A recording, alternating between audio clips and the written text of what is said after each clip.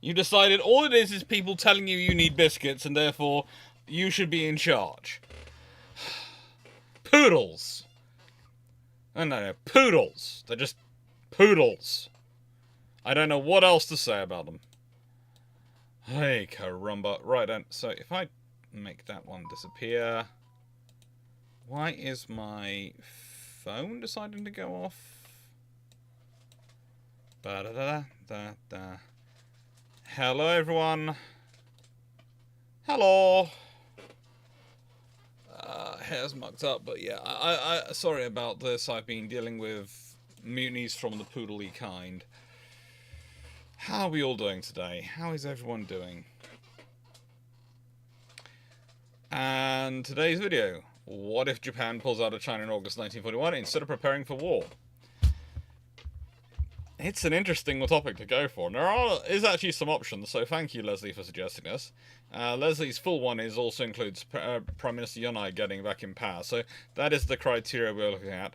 And apologies for running late. I'm not going to name names, but someone needed to go in the garden, then didn't need to go in the garden, then did need to go in the garden, then decided to headbutt someone else in the crown jewels, then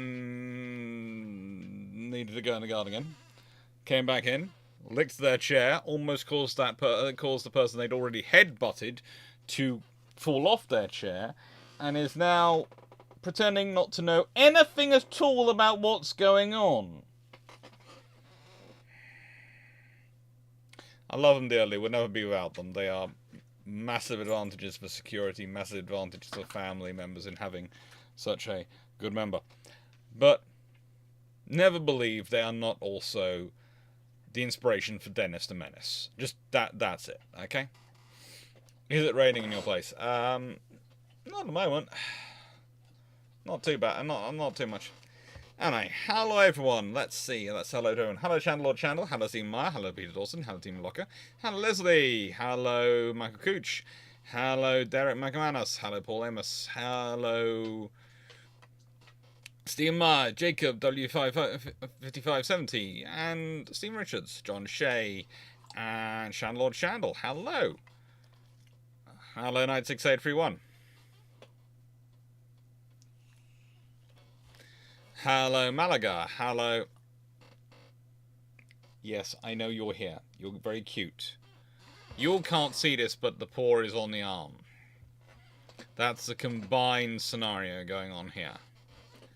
We're getting biscuits. Hello Dan Freeman. Hello DG40. Hello everyone. Hello David Goulding, Jim Brown, and Blackbird Maximus. Hello Runon. Hello Drakenred. Hello RG, and hello Team Locker, who I think I've already said hello to, but I'll say it again. So, I will be on Discord after this is over.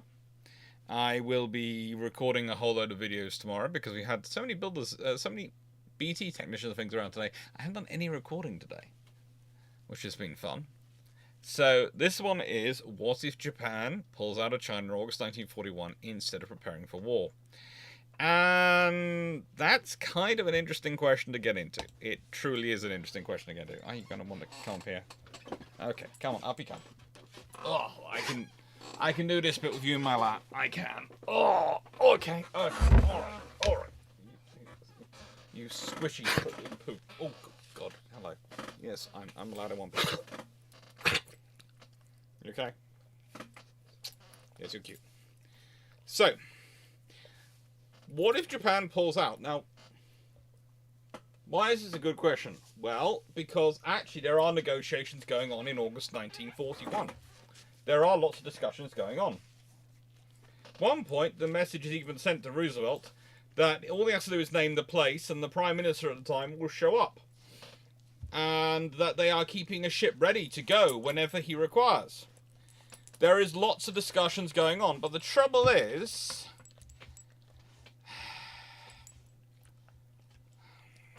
how do I put this politely?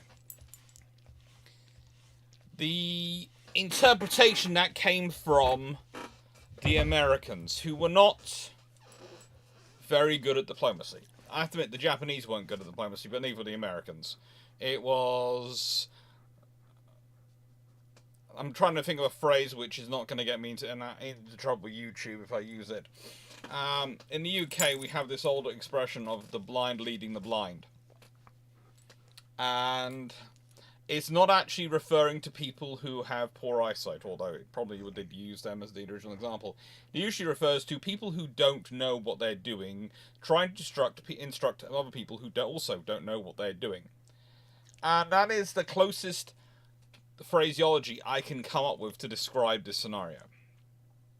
The Americans believe what you do in diplomacy is you play hard, man. You play hard. You do everything hard. We're gonna play for the max. We're gonna get it all. We're gonna win it all. The whole time. That's their entire philosophy. And the Japanese believing quite firmly that true diplomacy is, of course, done quietly, behind doors. It's not public, and whatever you do, you don't agree to things before you have the meeting. You need to have the meeting first and then announce the agreement. You don't announce the agreement and then have the meeting. Whereas the Americans really do want it being very much, they want things conceded before they even have the meeting. And for Japan, that's not a possibility. That really is an option. The scenario they have, the organizations they're dealing with, the threats they're dealing with, the fact that their ministers can even get shot 6 times and survive, in the case of one of them, just for being seen to meet occasionally with the American ambassador, the appearance of being friendly, not friends, friendly with the American ambassador is enough to warrant you getting shot 6 times. You'd think the Americans would go, oh, you know what, maybe, yeah, we actually need to, be a bit sensible on this one. Maybe we do need to play a bit more softball. Maybe we do need to accept that they have to be seen to be meeting us, and before they concede, not conceding just to get to meet with us. That's the reality. That is the reality, and these are the problems. Everything comes back to the ability to talk to each other, the ability to talk internally. Japan is a frigging mess internally at this point.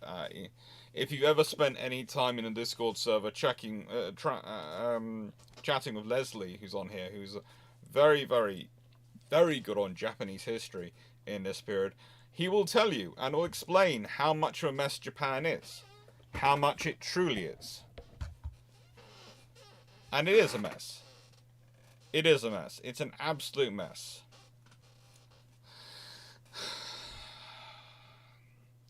What can I say then? What can I say?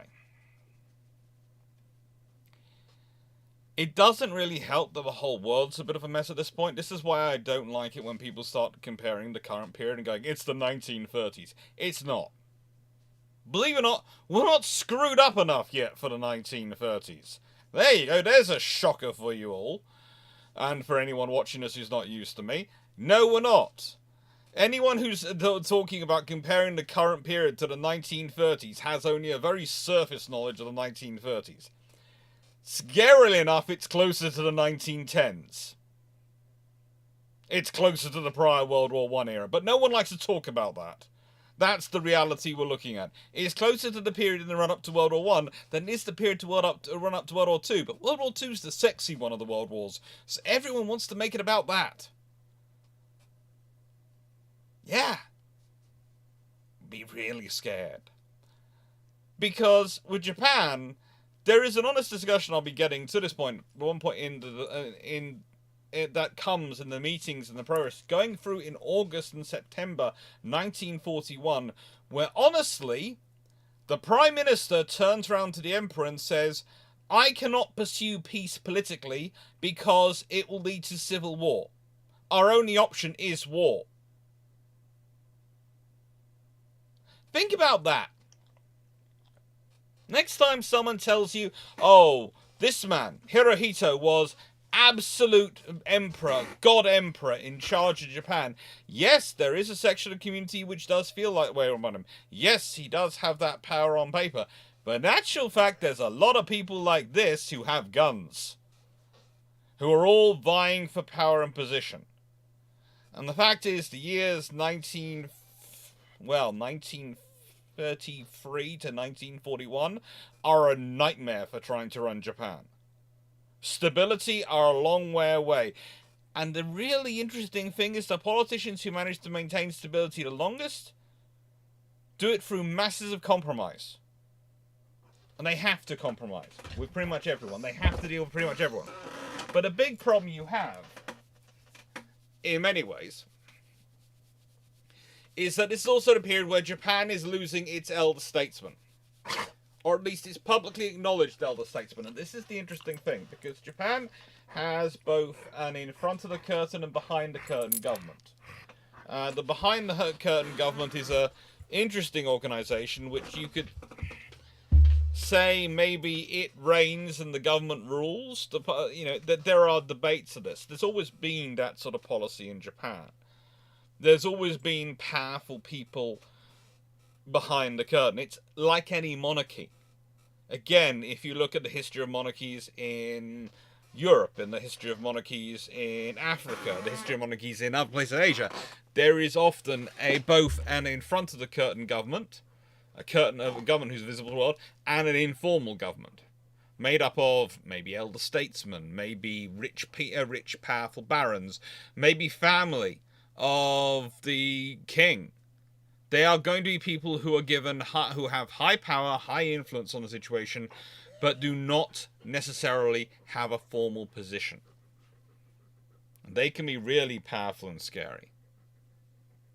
There is a group, which I'm going to be talking about tonight, the Genro, who should not be confused with the sort of legislative assembly, which also has that sort of phraseology in its title.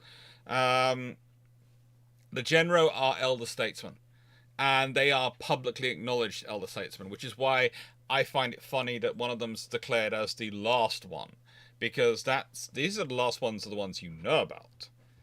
And that's always the interesting thing, I officially know about. Again, there's going to be a discussion of whether or not some of the people we're going to be talking about this evening might actually fall into that category.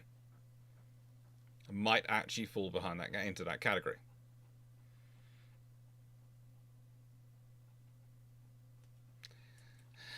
Now, with that all being said, and it is quite a lot to say and to think about,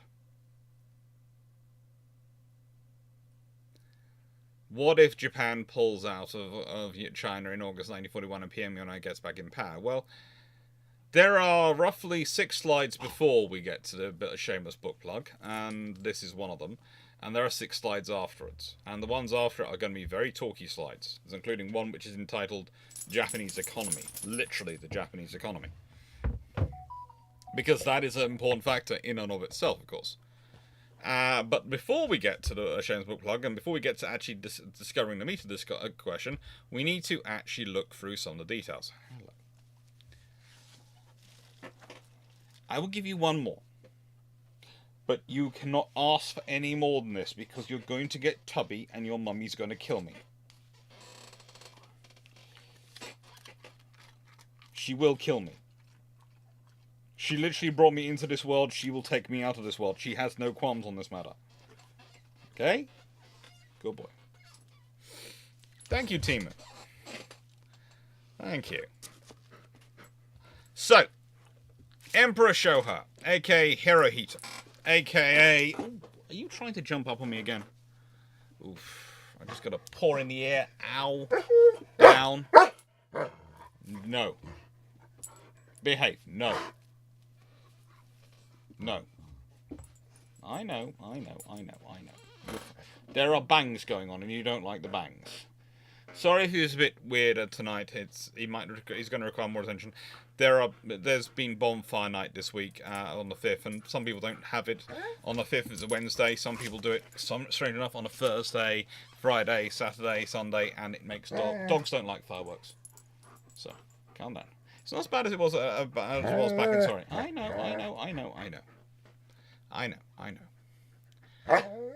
know. So, Hirohito is an interesting person. Depending on who you talk to, he is an absolute dictator. He is the evil behind World War II, the true evil behind it. He's an impotent figurehead he is just being carried along by ministers. And the truth is, it's somewhere between them all. It's somewhere between them all. Look, the thing is about monarchs is they're kind of like the Pope. You can quite rightly ask, how many divisions do they have? You can ask that. They often exercise a lot of informal power. They often reign rather than rule. And that means they oversee things. They are at the head of the tree. Their buck arguably stops with them. But they might not actually exercise their power. Often others exercise it in their name.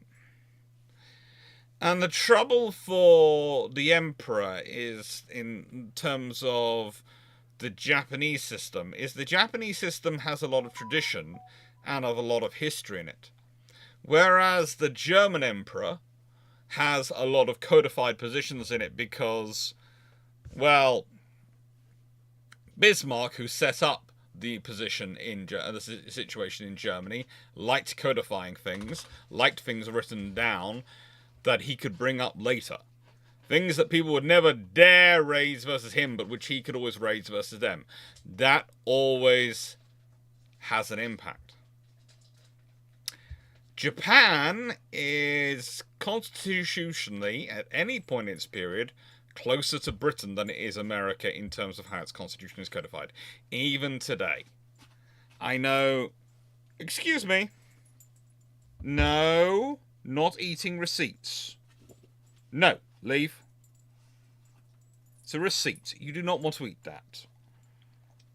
Exercise some brain power. Paper's not good for you. Thank you. Where do you get a receipt from? Where? Yes, you're cute, but no. Their constitution, whilst whatever, it doesn't matter what's written down, there is a lot of tradition which goes on around it. There is a lot of tradition within it. There is a lot of interpretation in phraseology, which depends on how you interpret it. That's why some of the ultra-nationalists in this period of Japan are literally fighting and rebelling on the belief that the president and the emperor should be a full power, and all power should be vested back in the emperor as God's representative on Earth, or as a living God, depends on which group, how their phraseology is around it. No. Calm down. And so,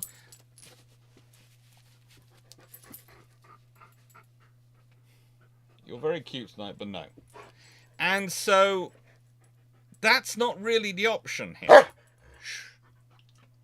The option, though, we're pursuing, and we're looking at, is his trusted ministers. And this is where the Genro title really starts to come in, because, to my mind, who are going to be his most trusted personnel around him? They're going to be any group that he considers his most loyal and most trusted advisors. Which is de facto what the Genro are. But de facto, they cease to exist with someone's death. Hello. No. No more. We've been over this. No.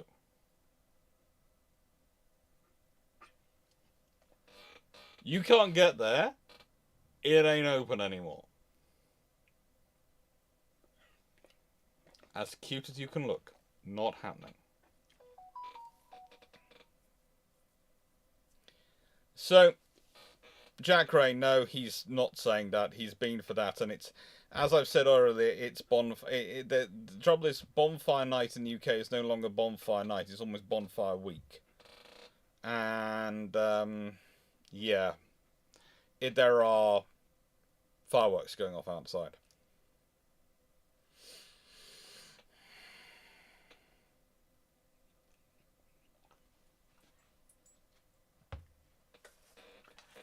Now,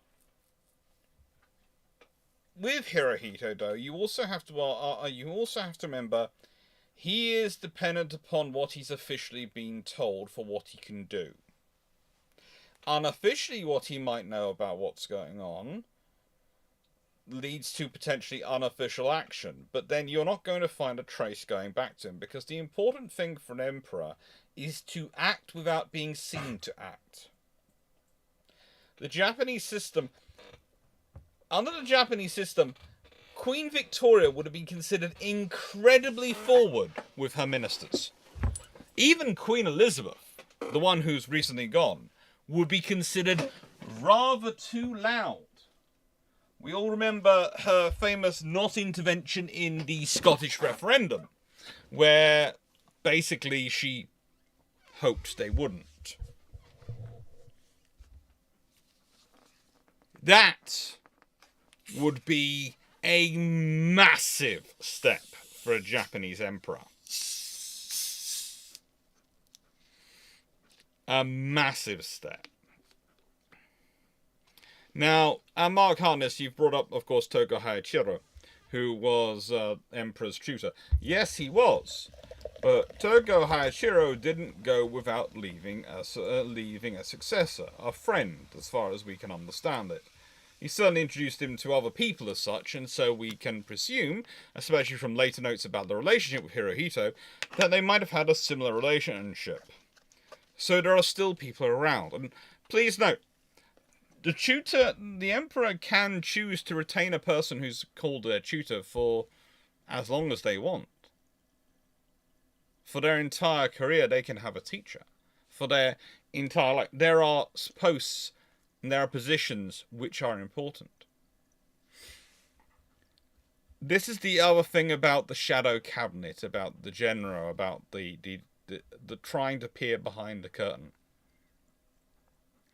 Because there are the cabinet positions which run the country, and there are the positions which are the emperor's staff.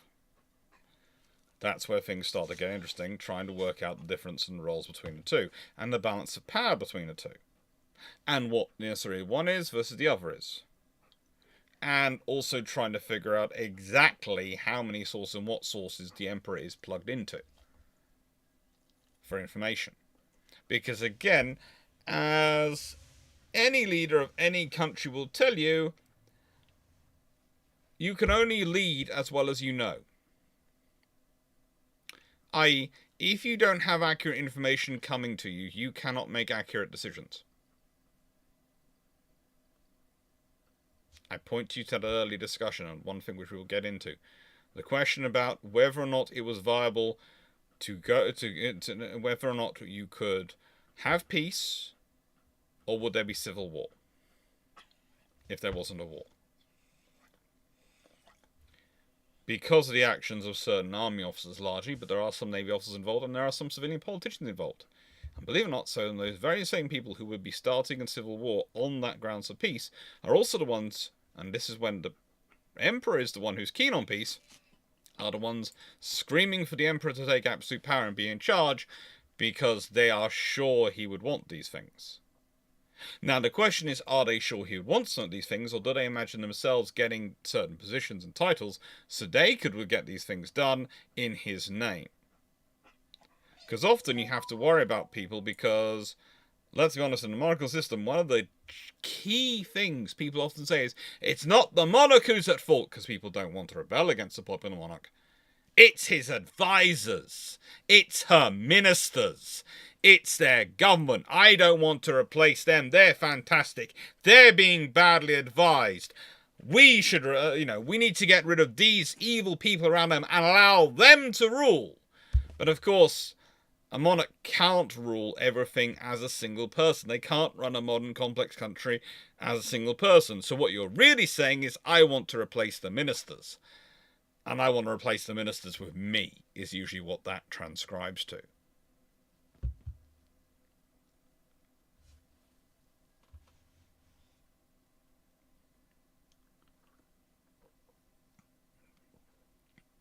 Now, saying that, there are some myths on the other side about Hirohito, which are always fun ones to do, and I've seen one pop in the chat, so I'm going to address it now. Wanting to be a marine biologist, no. Hirohito knew exactly what he was going to be. He knew exactly what he was, and exactly what he was going to be. There is no surprise in his lifetime in that. Emperor Taisho, has 4 sons. Hirohito, Yoshito, Nobito, and Takahito. I just pronounced them terribly, I do apologize. Hirohito is the eldest. There is no chance. There is no other option, realistically, than Hirohito. He's born in April 1901, and that means he's it. It's the beautiful thing about being a child born into a royal family. If you're the eldest, you have your entire life set out for you, whether you like it or not. And most tend to learn to live with it and accept it. And sometimes even do a good job. Others, well,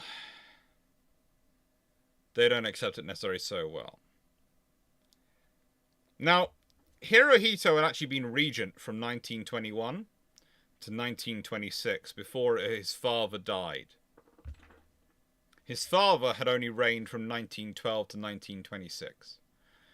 By law of the odds, his father, who had been 22 when his son was born, and died in 1926, age 47, should have been the emperor who dealt with this. Let's be honest, 20 or less than 15 more years on there, and he'd be what, 60, 62? His father should have been the emperor in charge. But this is one of the reasons why Hirohito always sort of struggles with being emperor, because he has to take over first as regent and then as emperor at a very young age. When he becomes emperor, he is 25 years old, surrounded by old and powerful men and women. Because again, never doubt the power behind the curtain can be anything. The power behind her curtain can be anything, and often has been. There are all sorts of examples from our nations around the world, including the UK, of the power behind the curtain not being a man. There are lots of them.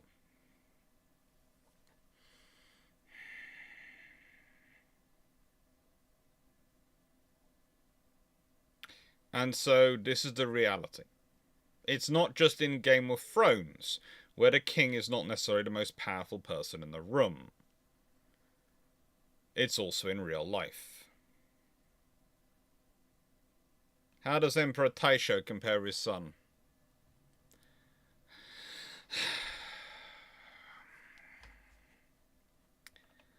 Taisho tried. He tried. He really did want to push through a version of democracy, and he had done well in the canto in various things, but he was getting ill by the end. There's always some discussions about what else might have happened to make him so ill, whether it was a similar scenario. All I will say is, it's unlike the scenario where Kaiser Wilhelm comes to power. Because Kaiser Wilhelm, of course, is known as a bit of a... he comes to power because his father dies. And really doesn't want to pass on to him. In terms of Taisho, he'd done everything he could to train Hirohito, and Hirohito is as good as Taisho can prepare him. And one of the things Taisho did ensure was that he had Togo Hayatiro as his tutor. He gave him one of the most powerful men in Japan, one of the most powerful and preeminent men in Japan, as his tutor. And that's a very important relationship. You're putting someone who's that power is going to be considered the tutor of him, and is going to hopefully train him for running and leading the country, and as well as guiding him. But also, that means you are putting him also under the protection of that man. And Toga Hachiro has a lot of power and has a very large cloak to protect people. And there are going to be several we're going to be talking about tonight who rise up underneath that.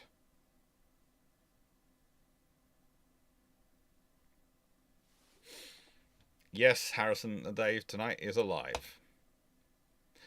So we talked about the Genro, and the last official of the Genro is Prince Sanji Kinmochi. Okay?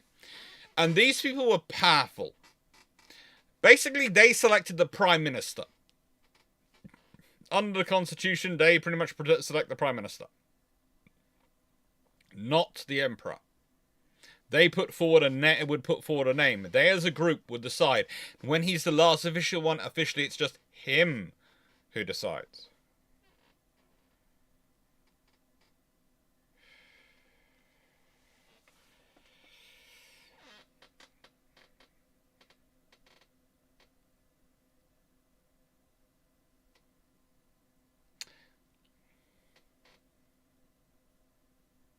He is a very powerful and influential gentleman. A very powerful one. You have to remember the Genro started as an unofficial designation, unofficial phraseology for basically senior Japanese statesmen. Mostly those who were born in the 1830s and 1840s. And whilst they should not be confused ever with the Council of Elders, as mentioned earlier, which was a legislative body in the 1875 to 1890, the Genro are more than that. They are imperial advisors.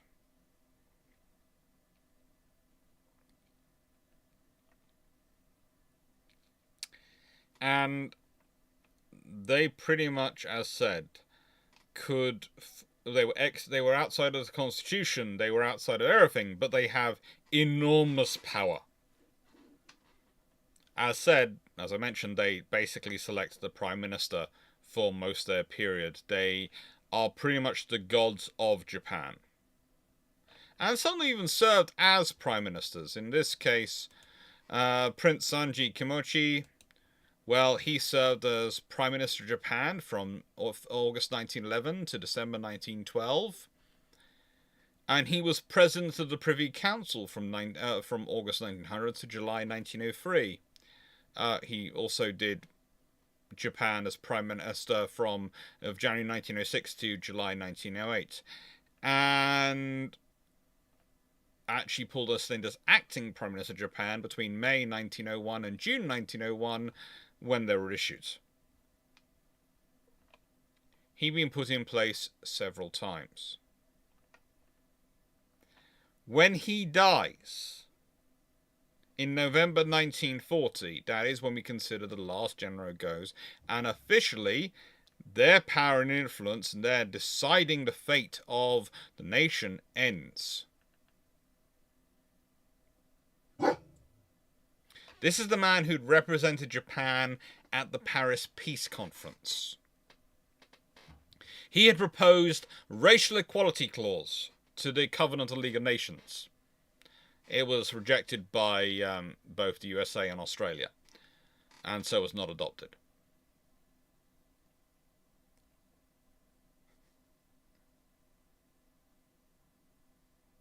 He was given his title of Prince as honour for his life in public service. It's a Koshaku. And he's actually supposed to be assassinated in 1936. If we think about that, in 1936, he is 86.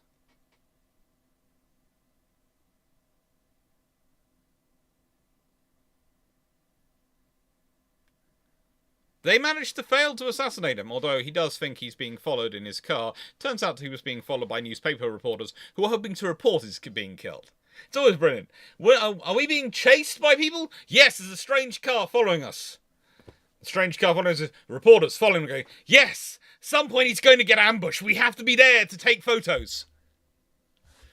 You love humanity. That was in the coup of February 1936, when Yonai does his bit. He was liberal. He was, as far as the advisors in Japan are concerned, he favoured friendly, strong relations with Britain and the United States. He believed you should pick your battles.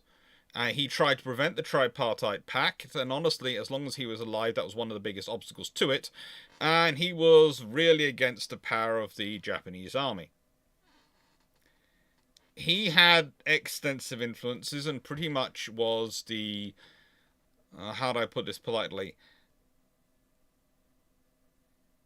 He was, for much of his life, especially when he was the last remaining one officially, the kingmaker in Japanese politics, the one who would pick the prime minister. But this doesn't add up to me, because Japanese politics never worked like that. They never gave someone that much power. There was always a group.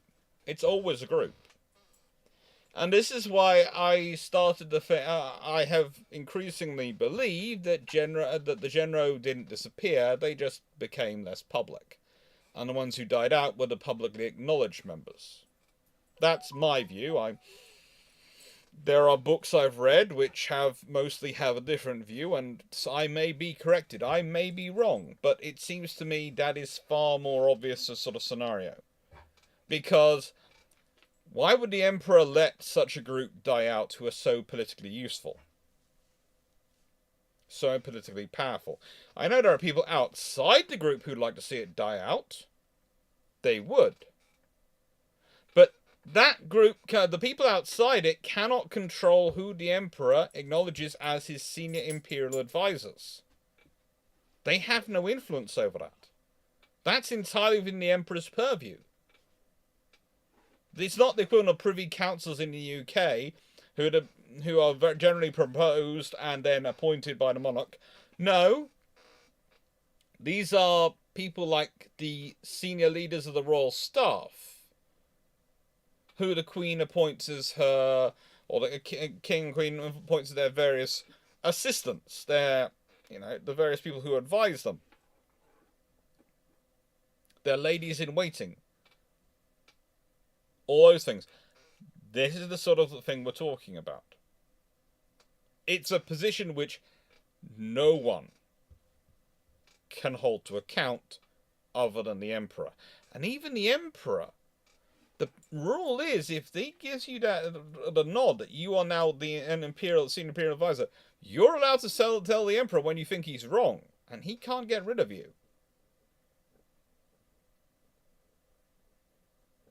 Because, trust me, these people cause trouble. If there had been any ability for people to get rid of them because the Emperor, by persuading or forcing the Emperor's hand to fire them, they would have done. The fact that the Emperor cannot fire them also allows them to speak for the Emperor when the Emperor doesn't want to get involved in things. Again, the Emperor doesn't like to talk directly. And for much of this period, the Emperor has no public mouthpiece. Theoretically. But they have the general.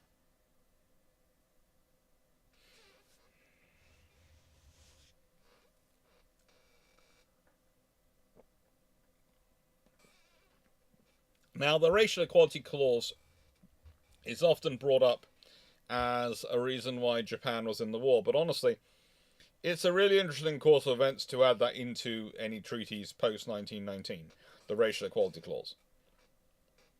Because that could cause some really interesting events around the world.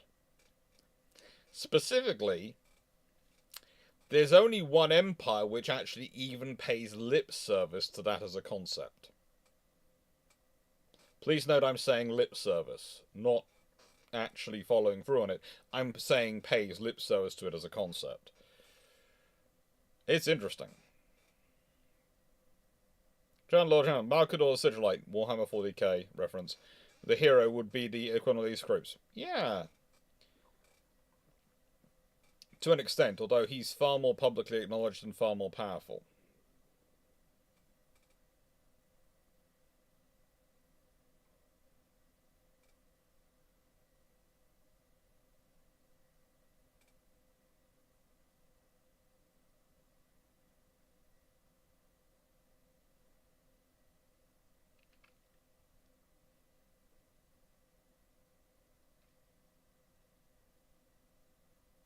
Yeah, there's a whole discussion now going on the chrysanthemums in the chat and the sigil of them.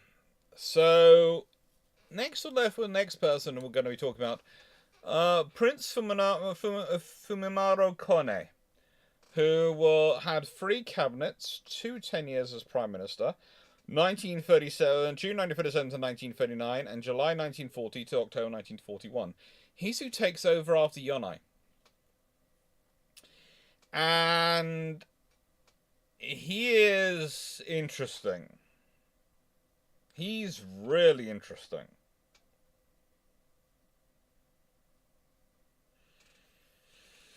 Mitsumasa Yonai had actually served in his cabinet, his first cabinet, as his Minister of the Navy, and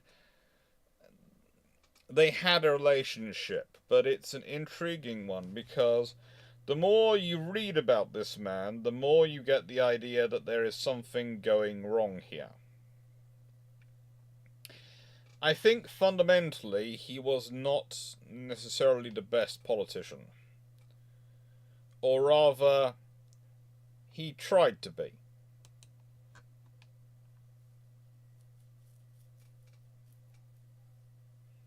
He tried to be.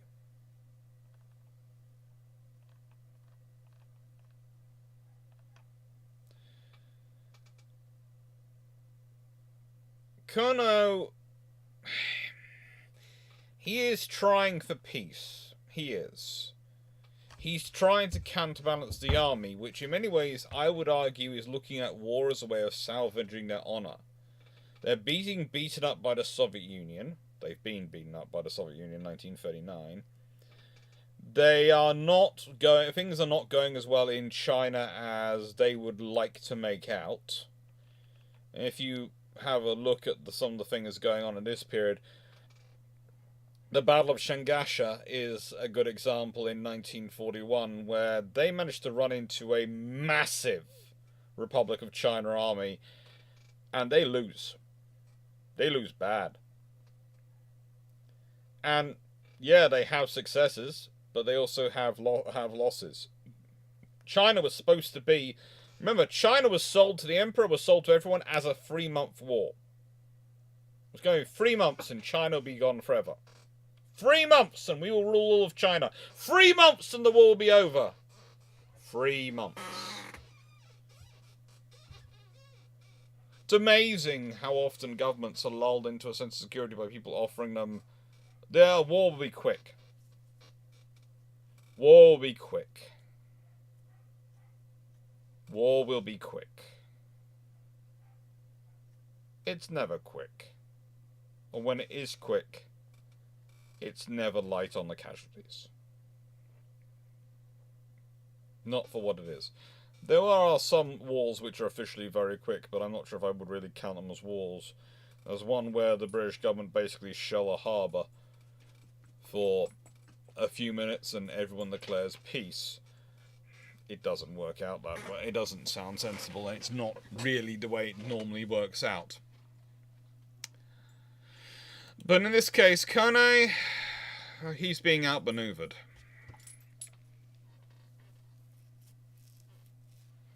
He's being pushed into signing an agreement with the Germans and the Italians, the Tripartite Pact.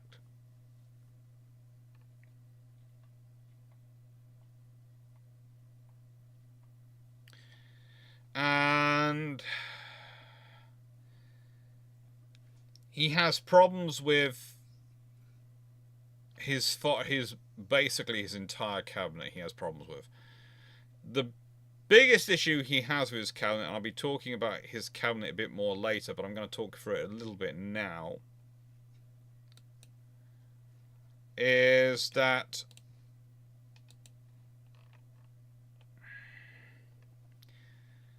he has Yosuke Matsuoka as his foreign minister in his first period between July 1940 and 1941. And Matsuoka, how do I describe it?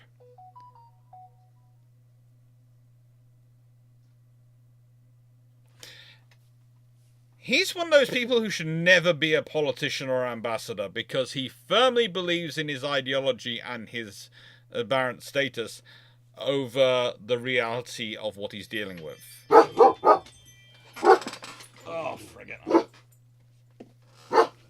Please tell me that's not a builder turning up. Oh, it is. Expect to hear woofing. There's a builder wandering around. Oh well. Got that. Ollie. Here.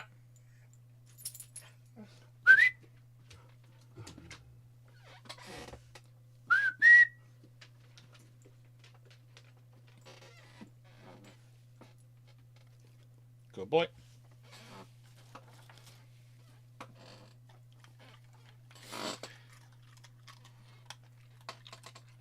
So the thing is, he has a foreign minister from the start who is not really helping him. And to give you an example of not really helping him, one of the reasons why he has a cabinet reshuffle and ends up with 3 cabinets in 2 times the prime minister is that people actually try and get rid of his foreign secretary, because his first point foreign secretary, Yusuke Matsuoka, had proved so problematic. When I give you an example of it,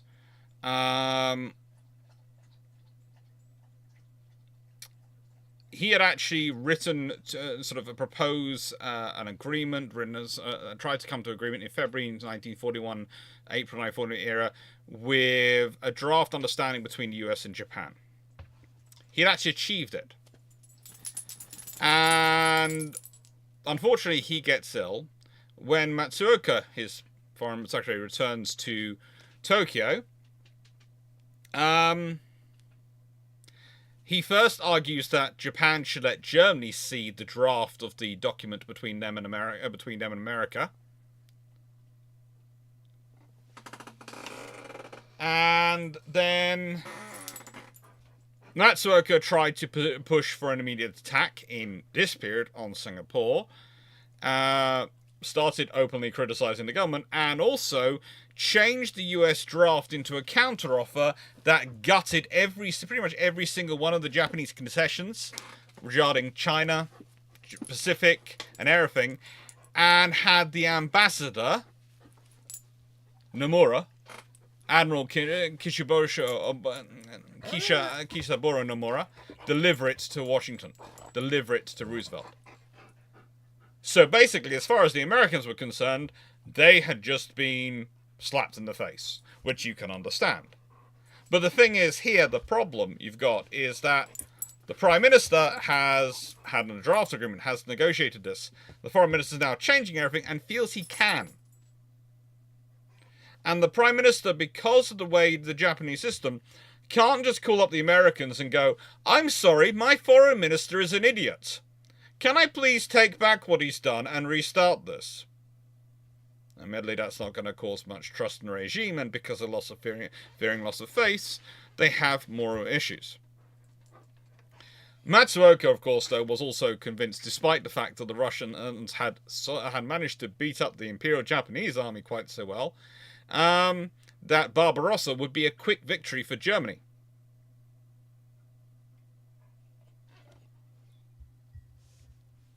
When that happened, though, he decided to change his mind about attacking Singapore because he felt it would bring all the Western Allies into the war. Prior to Barbarossa, he thought it sensible for the Japanese to attack Singapore. Can we all agree that this man had no sense at all? And should never have been Foreign Secretary or Foreign Minister at all? And this is what leads to July 1941, where Tejiro Toyoda is made Foreign Minister, another admiral.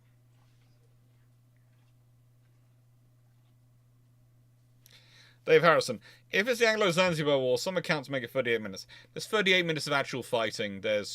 Technically the war lasts a bit longer.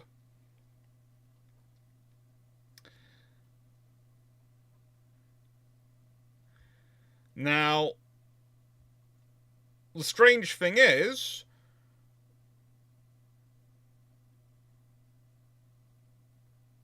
what happens next is, of course, the occupation of Vietnam.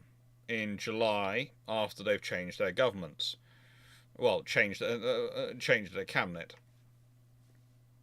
And at which point, of course, that annoys everyone else and starts pushing them down even further. And honestly, you could say that the occupation of Vietnam, in many ways, is carried out despite Kono, rather than because of Kono. There's an argument as to how much control he actually had over what was going on.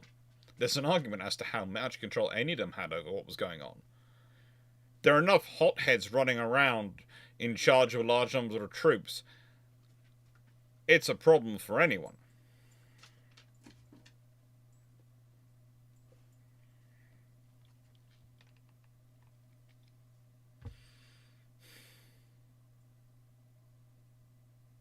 However,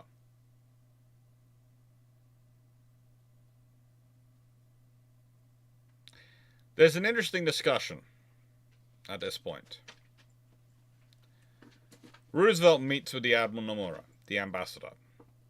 And Roosevelt seems to imply that they could tolerate Japan in China, but they could not tolerate Japan in Indochina, i.e. Vietnam. They could not tolerate a Japan that was allied with Hitler.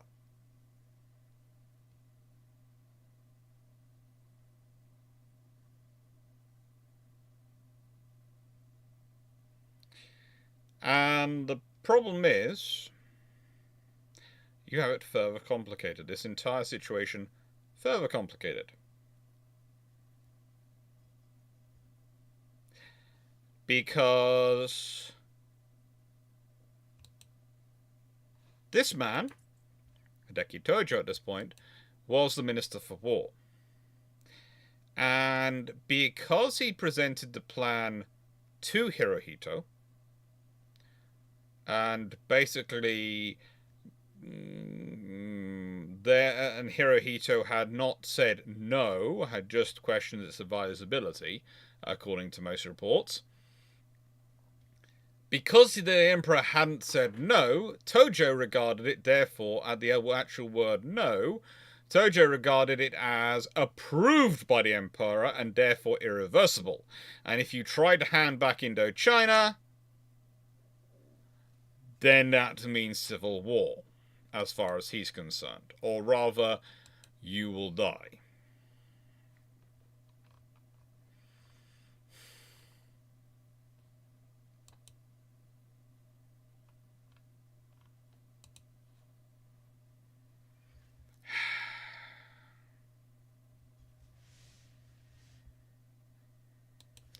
That's a problem. When you've got not one of the trouble we often get with Japan is that people presume the hardliners are all the same type of hardliners. They're all following the same hard line, and they're not. There's like 24 different factions who all have enough senior people in uniform with access in charge of guns that all have their own different versions of the hard line. And are willing to interpret it the way that best suits their worldview. Anything but an outright no is approval from the Emperor. But let's be honest, in the Japanese system, an outright no wouldn't come from the Emperor. Because the Emperor is set up to reign, not rule. The no comes from their representatives. But, according to Tojo, that no hasn't come. Now, you could argue there are lots of admirals and people telling Tojo no, telling him not to do this stuff. Well, that makes sense. That really does. Because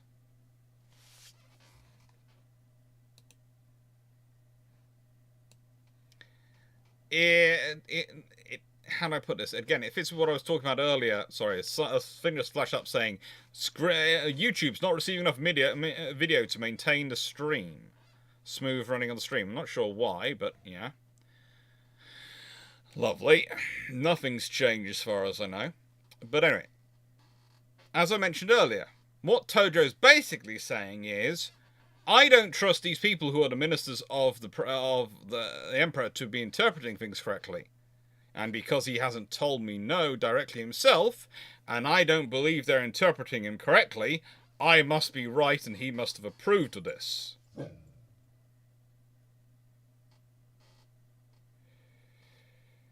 Are they officially degenerate? Didn't think so. That's the problem, because please do notice when this is taking place. It's all after the last official Genro has died.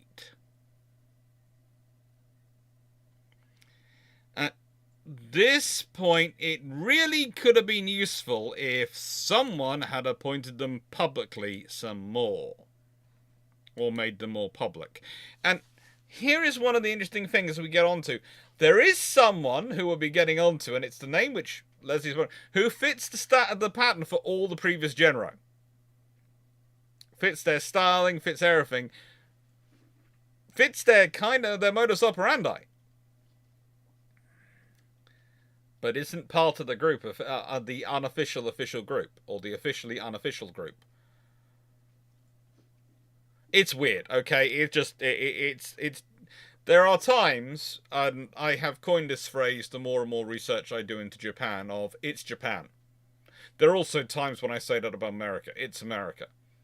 It doesn't make sense in any other system than the American system. It doesn't make sense in any other system other than the Japanese system. It doesn't make sense in any other system other than the British system.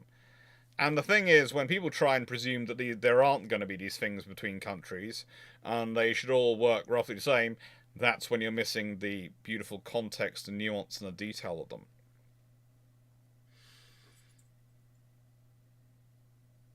Now,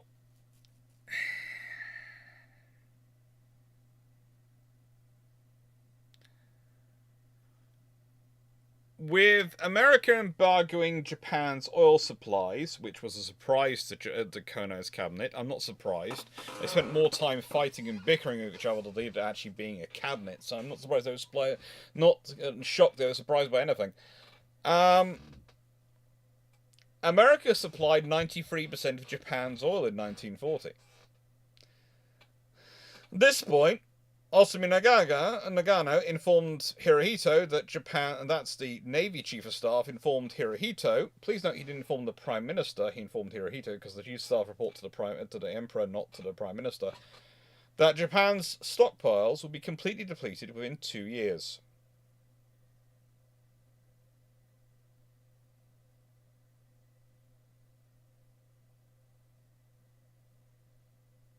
And this is when it's really fun. It reveals Kono's true power in the situation, because he's supposed to be the Prime Minister. And yet, when he has written a letter, by someone who he believed and trusted and felt was a powerful individual, someone who was a noted politician diplomat, Hachiro Arita, wrote a letter to Kono telling him he should not have let the army occupy Indochina while negotiations were still going on. Kono's response was the ships had already been dispatched and could not turn back in time. He could only pray for divine intervention. Think about that as a government structure in the 20th century. Think about that as a government structure in the 20th century, where it's degenerated to the point that a section of the armed forces can organise an entire foreign expedition to go and occupy another nation, another territory, without the central government or the supposed leader of the central government's approval or involvement at all.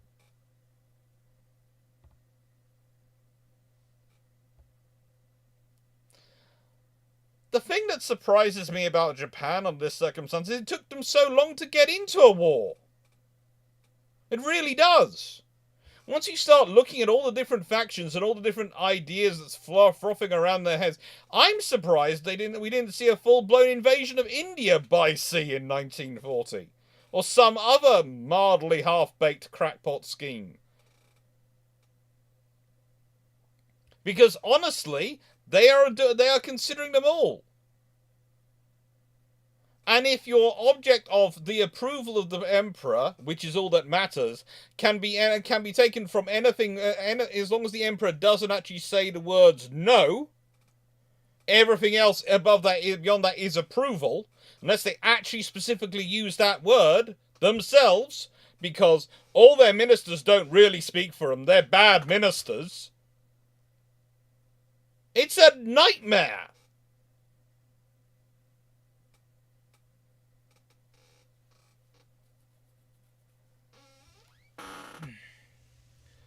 Lord General, could the Empress and Crown Prince heir apparent be considered general, even if unofficially?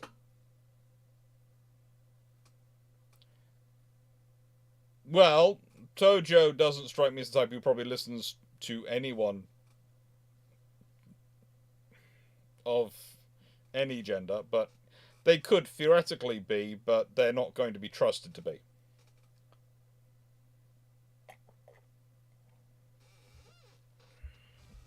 See, it sounds like if Japan pulls out of China, they'd have a civil war. Yeah, we're getting to that.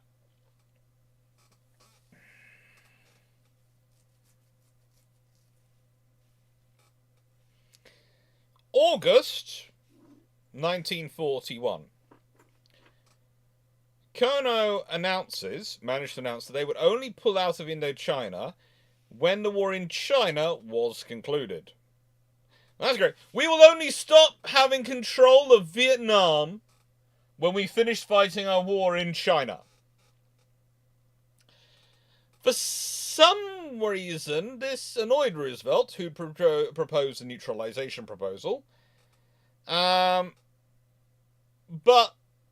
in terms of the SOP to the president, they did ask for US mediation in ending the war in China. Now, the thing is, this could be argued as being the SOP. Okay? So to get Japan to the negotiating table, all you have to do is agree to be the mediator. Right? And Japan can come and negotiate with you. And Kone can do all sorts of things at the negotiating table, can't he?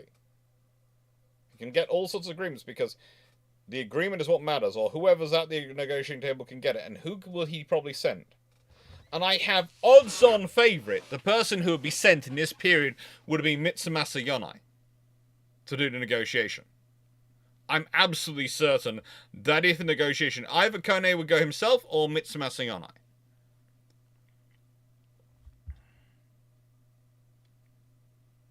On the 8th of August, that's 2 days after their announcement about the Indochina thing being occupied, Kone actually requests a meeting with Roosevelt and offers to go wherever he needs to, whenever he needs to meet with him.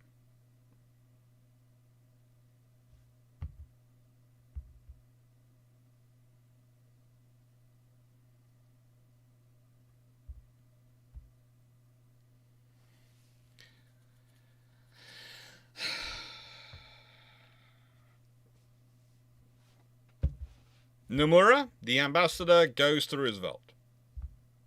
He asks him about tells him about the Somme proposal, tells him about all these things, and what Roosevelt responds is condemning Japanese aggression, says he's open to the meeting, and suggests Alaska as a space to get together. Juneau in Alaska.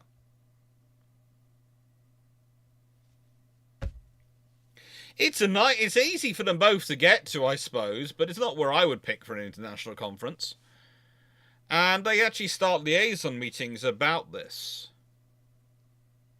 You know, the Japanese have liaison conferences, and they decided they would continue to seek peace with Roosevelt in September.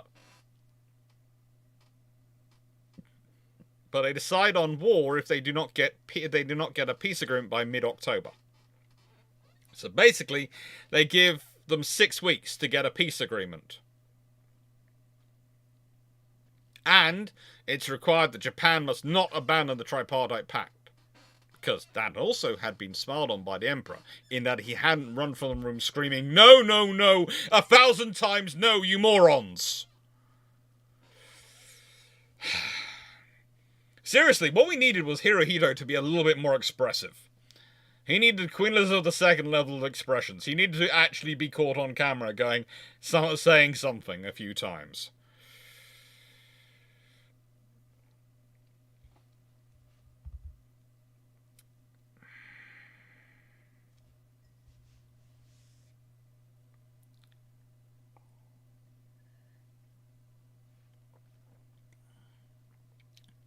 Now here's the fun thing, this is where the Foreign Ministry gets involved, and the Foreign Ministry is just as bad as the armed forces.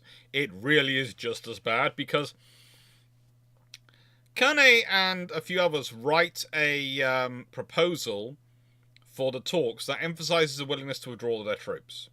But the Foreign Ministry puts forward their proposal, and that's which is sent by the Cabinet, which conditions an agreement had to be reached between China and Japan first before any troops could be withdrawn. Now, please note, that's all on the 3rd of September, 4th of September, that's those days. By the 5th of September, Kane goes to meet with the Emperor. He goes alongside the Chief General Staff of the Army, Hajime Sugimaya, and Admiral Sumi Nagano, the Chief of Staff Navy, to tell the Emperor they're committing to war in the absence of a diplomatic breakthrough. The Emperor asked, quite pointedly, probably along the lines of, "The last thing you told me was you were having negotiations with Roosevelt, now we're going to war. Can you please tell me what the frigate has gone on here?" But probably in a very polite, far politer phrase. The Emperor actually asked Kane to change the emphasis from war to negotiation. That's basically the Emperor flat out telling you, "No, I don't want war." Kane says that this is politically impossible. At which point the Emperor actually asks why he'd been kept in the dark about the military preparations. And when Sugiyama tells him that, the chances of successful war with the rest are going to be positive, Hirohito scolds him and reminds him that they had said China would be over in 3 months. That's about as aggressive as the Emperor gets. But on the 6th of September, the Emperor approves the Cabinet's decision. After being given assurances by the Chiefs of Staff, not the Prime Minister, who has absolutely no faith in at this point, that diplomacy is the primary emphasis.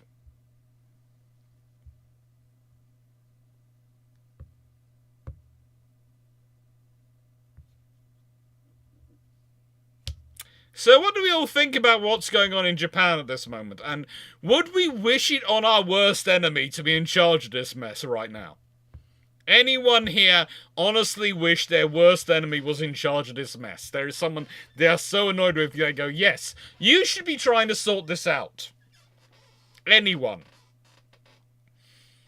Or is chat going to be quiet on this one and go, no, there's no one. There's no one I would like to put in this mess.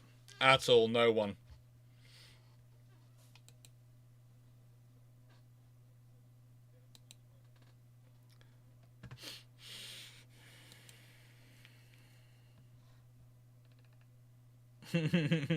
People failing the Q&A. Yeah, it gets worse.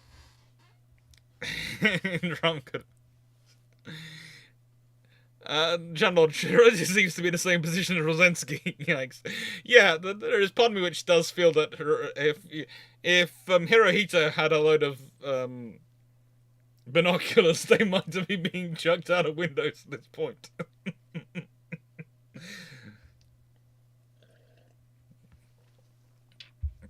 Well, seeing as no one was in charge anyway from my gooch, anyone would be an improvement. That's the problem. Now, yeah, I've discussed the Constitution a bit before, and I've got a whole series which I'm trying to start off on Japan. It's a series, and I keep going back to it and playing around with the next part of it.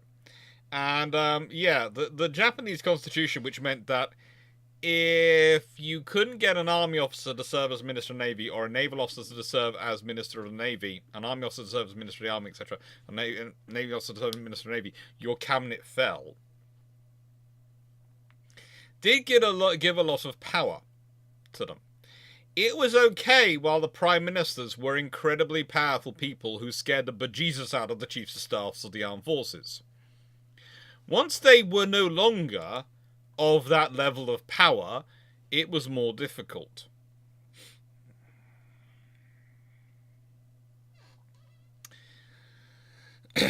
I'm surprised no one's yet suggested Darth Vader for the job, because, let's be honest, at least he could have fun going...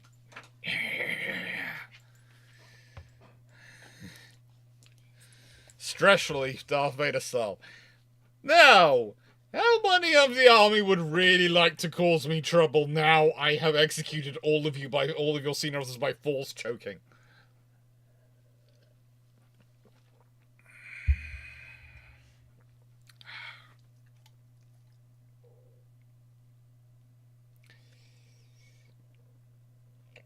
What do you want?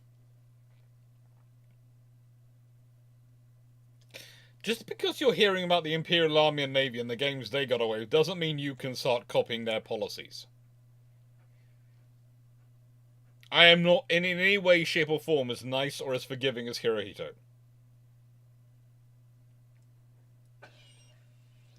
You're very cute, not working on me. Very cute.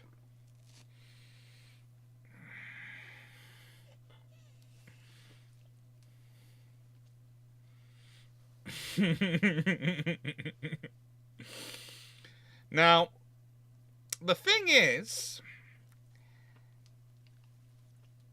we have a lot of trouble going on here. And if you consider that the Prime Minister has basically told the Emperor on the 6th of September, after getting a deadline on the 3rd of September, that he has till halfway through October, and he's already, within 4 days, pretty much, he's at the Prime Minister, at the Emperor's event going, diplomacy's failed.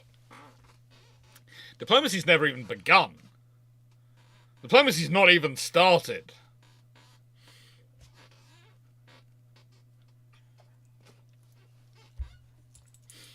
At this point, also, Kone is having dinner with the American ambassador and trying to sort things out. But at the same time, literally on the same day, on the 6th of September, that the Emperor made the approval of, as long as the Chiefs of Staff tell me that they're pursuing diplomacy, I will approve this decision, thing, Kone actually goes to Gru, who's the American ambassador to Japan, and says he's prepared to travel to meet Roosevelt on a moment's notice. They are trying to get these things agreed. Hello, cutie. Hello, big fluff. Oh.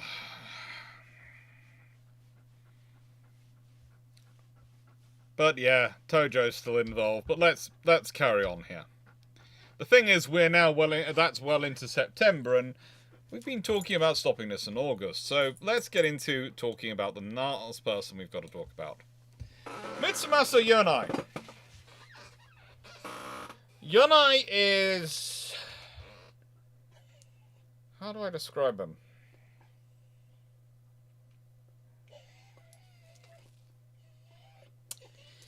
He's a conundrum hidden in a riddle. He is probably one of the most enigmatic and yet at the same time disappearing people in Japan. He's Prime Minister for a while. He's Minister of Navy for ages. And he never brings down a government. He is... how do I put this politely? He's the person called back to get the Navy to surrender post-World War II. He's the man who does negotiations with the Brits and the Americans. He's the man who sorts out all sorts of problems on the side, who gets the most interesting court appearance known to mankind when there are the war crimes trials post-war or the investigations, and he basically gets rubber-stamped through. He is, as Leslie Mitchell has put it there, the biggest headache. Now, the reason I haven't got onto the radical factions of governments and how they affect the government yet is because I think it's worthwhile talking about Mitsumasa Yonai first. Because he is a very interesting counterfoil to them. You see, I just mentioned Gru, and I've so far, the ambassador, and I've so far mentioned that another politician had been shot 6 times just for meeting him. For suggesting to be his friend. He survived, which is a really amazing thing, getting shot 6 times and still being alive. Someone can shoot you that many times in your center of mass and not kill you it's absurd, realistically. It's absurd. Now, no. No.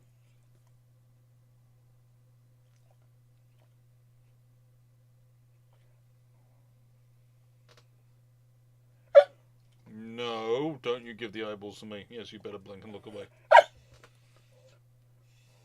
No. Behave. You're cute, but you need to behave.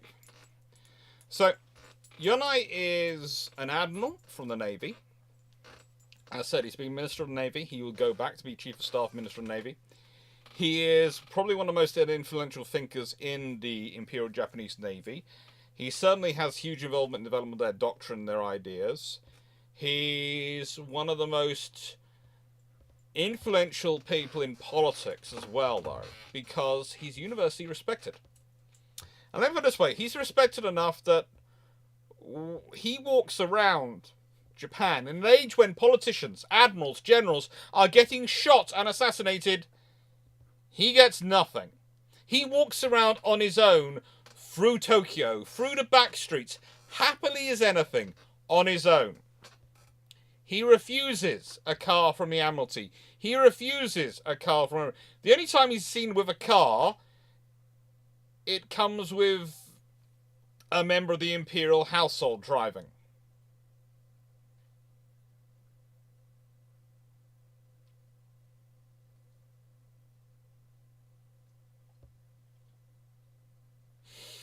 Now, Yonai is so powerful and so capable in some regards that the story which I often tell about him, and I've used to discuss him before when I've been asked to talk about him, is that during an earlier period of disturbances when people are being hunted down and going to be killed, including, most famously of course, Yamamoto was going to be killed, Yamamoto and a few others took refuge in a very nice place, let's say. Somewhere in the special parts of Japan's outlines. A geisha household. And they were there under the sponsorship of Yonai. Now, Yonai was not a rich man, yet he always seemed to have a lot of money for whatever he needed to do. It would appear out of nowhere. And... yeah, the story goes that the chauffeur who'd been supplied to him by the Imperial household was waiting outside alone, next to the car. The group were making their way. They were planning, very carefully apparently, to drag everyone else out of the geisha's house other than Yonai.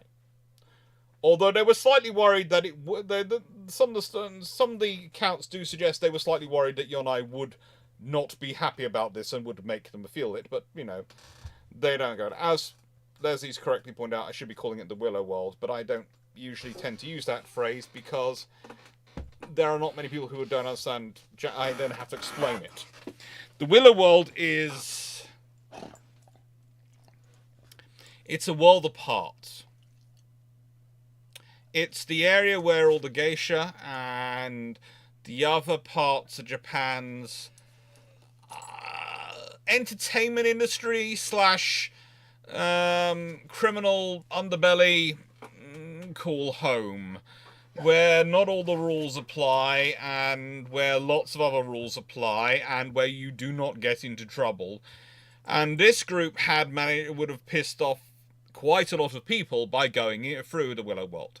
But they were confident enough, prepared enough to do that. And it's very rare that Japanese organizations like this tend to actually go into the Willow World in the first place. They're prepared to break that taboo. They're even heading for Mitsumasa Yonai, which they never head for, and they're running the risk of hurting him if they go there. And then they see a car. And outside the car, standing next to the car, quite calmly, is a gentleman in an imperial household chauffeur guard uniform. It's not quite sure, it's that sort of role. And they decide they want to be anywhere but there.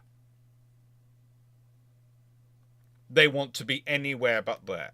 So this is a group of people who are a group of soldiers who are so rebellious. They are quite happy to risk taking on the Yakuza in full force because they don't like you coming into their territory, and they really don't. And upset all the geisha, again, who can make their feelings felt.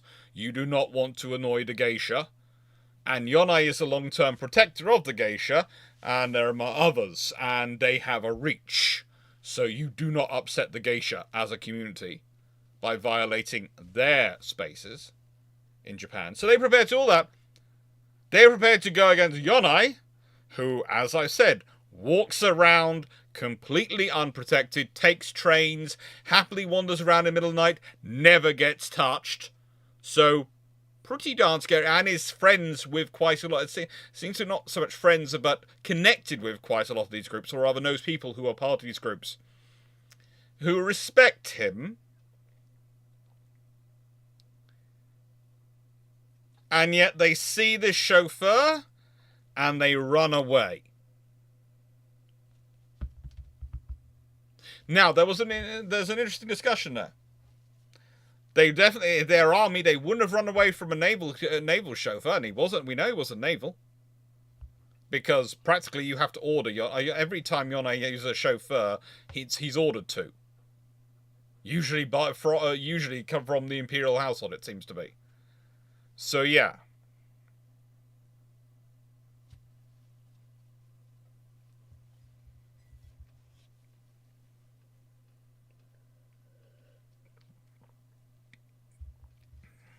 The Willow World is a special place, and I'm not doing it just as a description and its explanation, but realistically, I need to probably visit there and get some. I think they still don't like you video recording it to this day, but maybe I'll be able to get some still photographs that I'll be able to display on screen whenever I'm discussing the Willow World, because it's still special to this day. It's still a very, very special place. Maybe I can get, because I'm Gaijin and I'm going to be there as a tourist hopefully next year, maybe I can get away with taking some photos and just pleading ignorance. We'll see. We'll see what I can do. Or I'll see if I can get Clarke to take the photos. Tell him it'll be good sword practice. But no. And these are groups, by the way, the factions in Japan, we're not talking about small organizations. And it's very rare they get locked up, but every time they ever cause Yonai any trouble, people got locked up. It was not good. You go against Yonai, you actually get locked up. Most of these organizations, and there are a few different ones, that are pursuing, as I said, different variations often of what the Emperor's vision is going to be,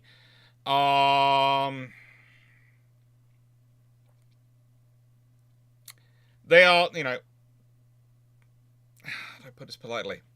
These organizations are usually quite heavily connected. They have lots of young officers, lots of senior officers, lots of judges, etc., and people on their side. And they have information on people. Plus, they scare quite a lot of people because they kill with abandon. And yet, they are afraid of Mitsumasa Yonai. Now, the story goes that he was a favorite of Togo Hayashiro, who, of course, was the tutor of Hirohito. So, there is quite the possibility, therefore, and I would, if you can put all this, consider the amount of contacts they do seem to have, that Togo Hayashiro introduced Yonai to Hirohito. And Yonai, especially if we consider when he finishes after the war, the Emperor gives him not just the pen he used, not just the ink, but the ink stone, which means his own personal ink. He's basically given the... that is a huge personal honor.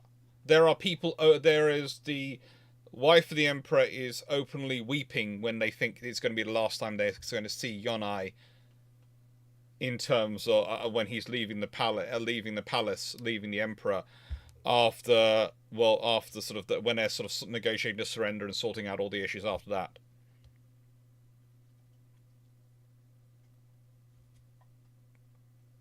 This man is powerful and he's connected. And he's the closest thing left that I can point to. I'm sure there are others, but the closest one I can point to who fits the bill of what the Genro were. Absolutely, implicitly trusted advisors.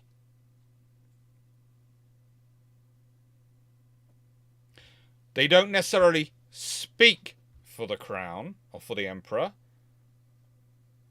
but they do speak on behalf of the Emperor. And in the terms of Yonai, giving him a pen, giving him an inkstone, i.e. the Emperor's ink, and the Emperor's pen, could be argued to have been writing on behalf of the Emperor. And now again, this is me simplifying this massively because I could do and have done other videos on Yonai, but I could this could be a whole video in of itself, Mitsumasa Yonai's relationship with the Emperor. This is a naval history channel though, and honestly, for me to do that, there's a friend of mine in Japan who I would like to record first in person, chatting about it before I did that sort of thing. So that's something definitely for the future. Yes, and by the way, research trips, yes, are tax deductible. Please note, I'm going for work.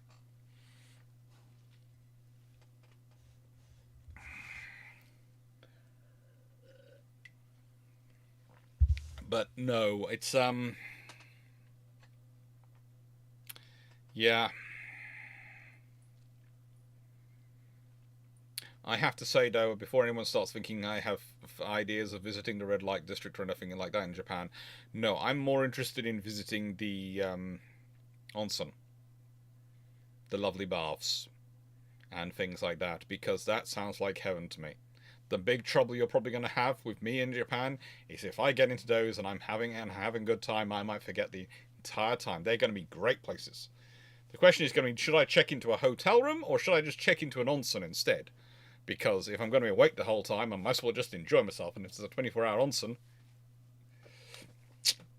I'll look shriveled in all the videos, but I'll be happy. And for the four-fingered men, yes. Watch out for lots of things. Colin Cameron, so Yonai would be an honourable little finger. No. No.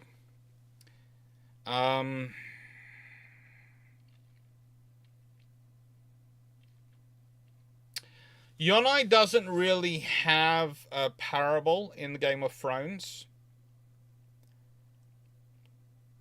If you took away the desire, the pursuit of family, perhaps his closest is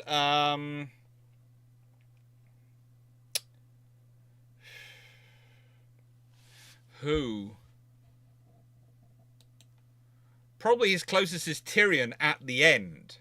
When he's no longer worried about family or anything, he's just concentrating on what's best for the kingdoms. For building the best world he can be. That's Yonai. Yonai does not want power. Yonai has power, he doesn't want it. So yeah, he's not Littlefinger, he's not Tywin Lannister. He's Tyrion at the end, honestly. Team look, answers are not. No, but I have been told there is one in Tokyo which is 24/7.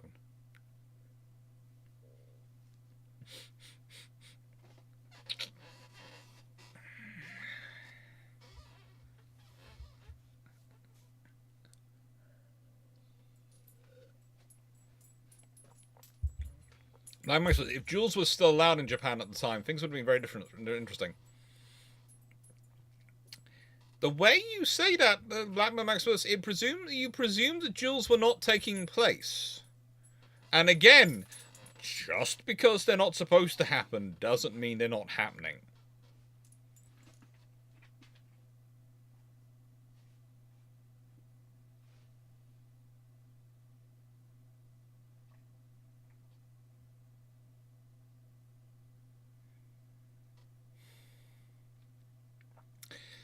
So, Yonai is a really interesting character to be focusing on. And as said, we've sort of gone through the fact that you basically need to have any power, you need to be acknowledged as one of these people. The openly acknowledged ones. But the trouble is the last openly acknowledged one of these has died. So the last openly acknowledged voice of the Emperor, which you could not argue with when he told you you were being an idiot, has gone.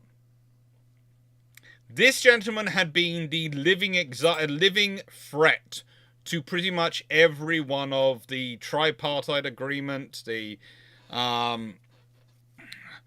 adventure in Indochina, all those things had been faced more threat from him than any of the prime ministers.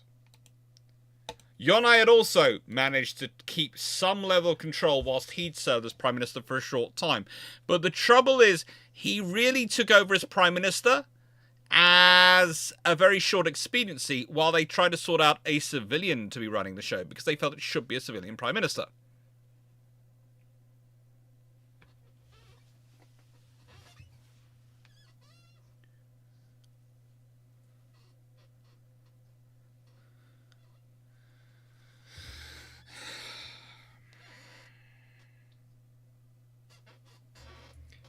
Just think how effective the Japanese might have been if they put all their efforts into good Japan rather than all this infighting.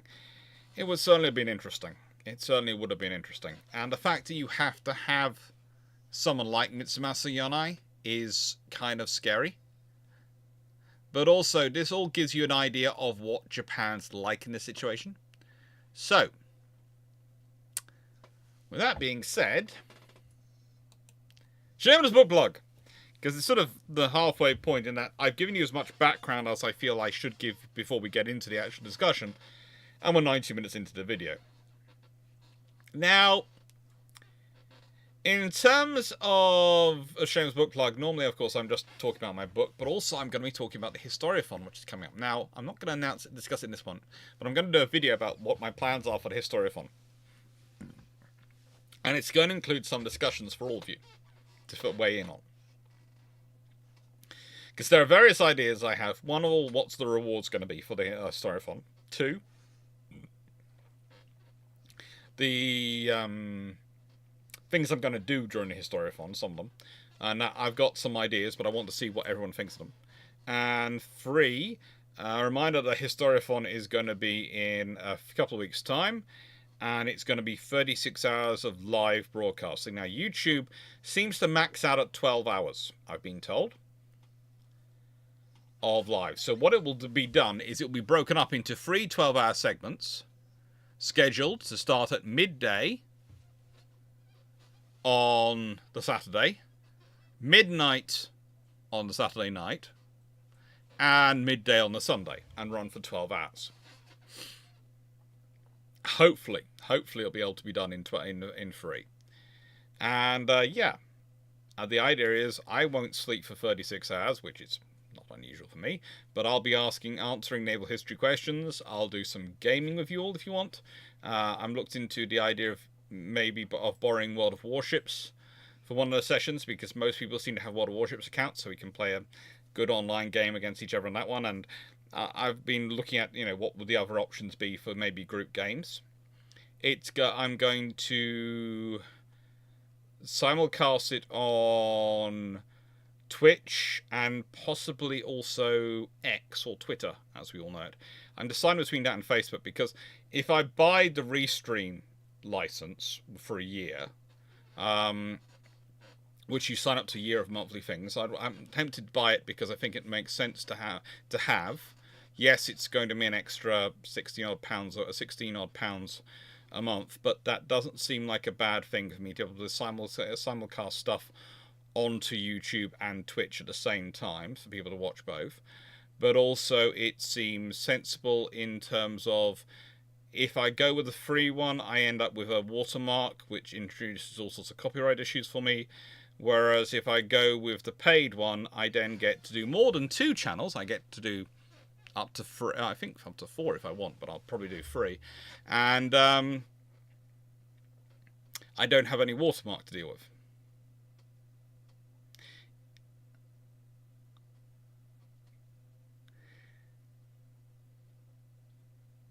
It's going to be a fun thing. 36 hours. As said, yes, the plan is to basically break up each of the 12-hour sections into different things. So they'll be each broken up furthermore into 3-hour sections. And there'll be 3 presentations in that. There will be 3 hours of taking. Basically, I'm planning to sort of follow a policy of taking questions for roughly 3 hours, doing a presentation. Well, no, probably going to start off with doing a presentation for 3 hours, then taking questions for 3 hours, then gaming for 3 hours, then taking a question for 3 hours, and then next presentation, etc. So the presentations will sort of be at their points. But the idea is to try and to basically see what happens. And try and get as much involvement as possible. I'm trying to raise the number of subscribers, especially, by as much as I can, because I'd like to get 15,000 subscribers long before Christmas, so the bet's over. And I'm only 1,600 or so short of that at the precise moment, so, I know it's a big, tall order, but I'm hoping I can get it. And it's also going to see just how much money does come in. At the moment, that money will go towards various things which I need to do in terms of books and getting those books published next, sort of throughout the year, etc. But it's also going to be a case of, that could, how much sort of can I raise? How much does come in? And if it does work out well, then next year I'll do one which is going to be a joint charity stream. I don't want to start off with doing a joint charity stream and then disappoint a charity by not raising the money for them. So I want to see how well it does first off, and then do a charity one next year. And the idea will become the regular start of the Christmas season for me. I'll do a 36, 48-hour live stream and see how it goes. And there's going to be lots of options for people to suggest and things. So I'm going to put that out. As said, I'm going to do a little video which is going to discuss all the options. And I'm going to do a post on Discord for people to say what they think of it. And hopefully get some feedback from you all to see what you like. But no, it should be fun. It should be fun. Timborne, relaxed town builder. I do love Timborne. It's a very nice, relaxed thing. And there are now mud baths in there, which are absolutely excellent.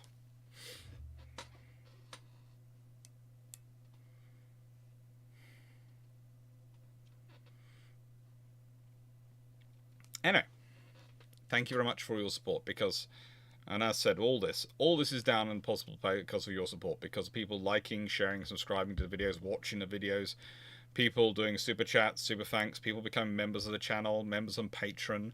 Patreon currently has its Patreon suggestions still live at the moment. The vote is going to be starting very soon, probably tomorrow. And there are all sorts of options. And Black Mouse, Space Marine 2 as a game.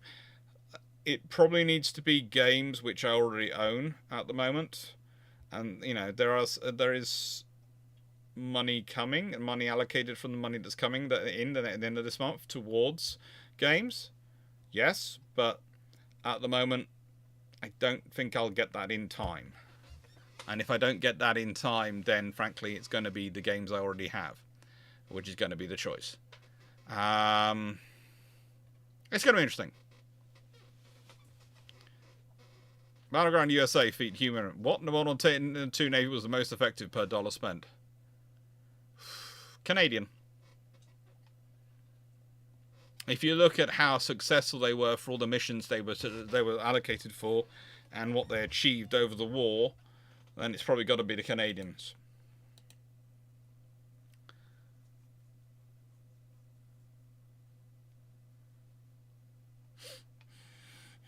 But yeah, thank you everyone, because your support make this possible. Really do make this channel possible. Thank you. So, these are our American side of the negotiations. And the Americans are not in any better position realistically than the Japanese, in that they are facing significant internal political issues on the subject of Japan.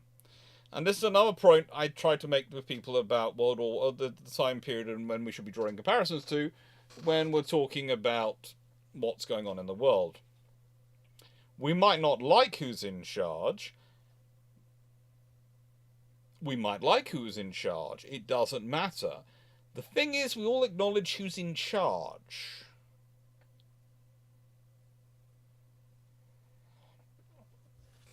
And whilst some people might wish to conduct their own version of a foreign policy, no one really takes it seriously. In this period, unfortunately, some people do. Hello. You have some people in the American government system who actually believe a war with Japan is not only desired, but is an excellent outcome, because it will allow them to expand America to its fullest influence, and maybe, even push so far as to take down the colonial powers. There are even Americans who talk about liberating the Australians at this point. Now, if anyone knows anything about the Australian government in 1940, the question will be asking, liberating from who, by whom? Because, yeah, they are certainly not under the yoke of anyone at this point. They are definitely within the fraternal brotherhood of the British dominions and British Empire at this point, in terms as far as dominions go, but yeah, Australia's not really one which requires liberating. If you're making a case for some parts of Africa, you could make a very solid case. It would be a very strong argument towards India. Australia, no. Amazingly enough, though, when they do talk about liberating parts of they do tend to focus on liberating things like South Africa, Canada, Australia, New Zealand. Please notice a theme going on here.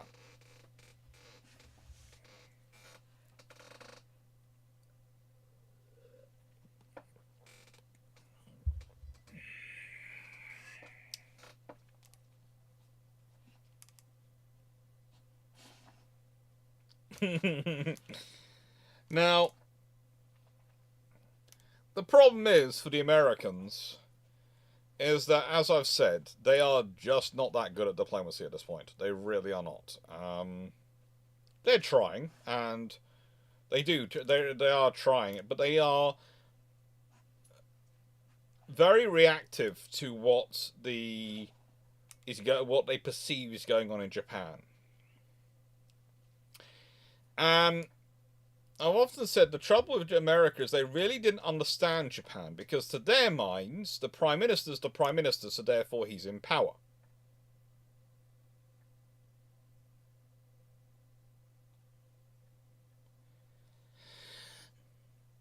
But he's not. As I've said, the Prime Minister at this point is the primus inter pares. He is the first amongst equals of the cabinet. He is really not the dominant force. There have been prime ministers who have been a dominant force, but Kone is definitely not one. And very much the concession Kone is asking for is, we need to make these concessions at a negotiated agreement. The Americans are very much setting the lines of, no, you should do this at another point. You should do this before we get there. And actually, the American perception is that Gru is captured by the Japanese. Basically, he is politically in their pockets. He's become a Japanophile. He is obsessed with... As far as they're concerned, he is too soft on Japan. He's too friendly with Japan. Let's put it this way. This is an interesting thing. The Americans perceive him as too friendly with Japan, and the Japanese are killing people who they perceive are too friendly with him.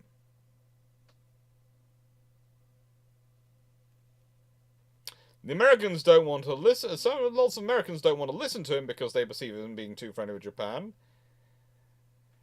See the problems going on here?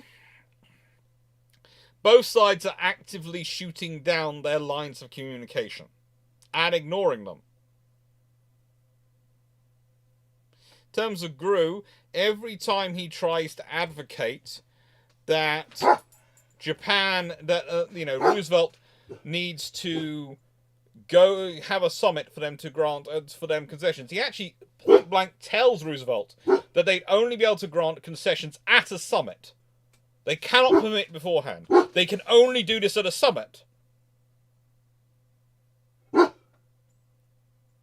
And he's arguing for this the whole way through September.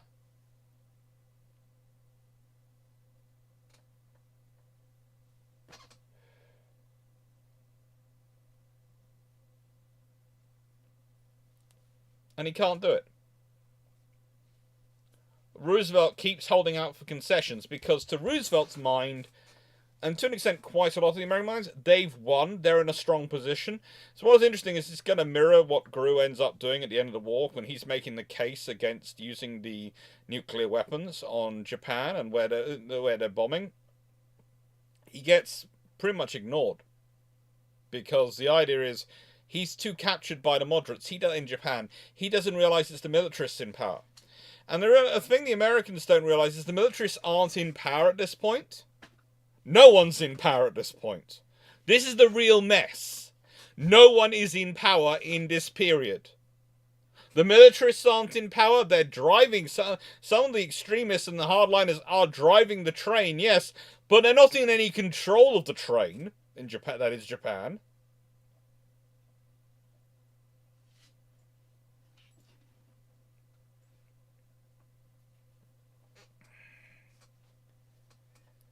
And, well, there is an interesting discussion here. Summits, only at a summit sounds worryingly like the North Koreans wanting the US to come talk to them.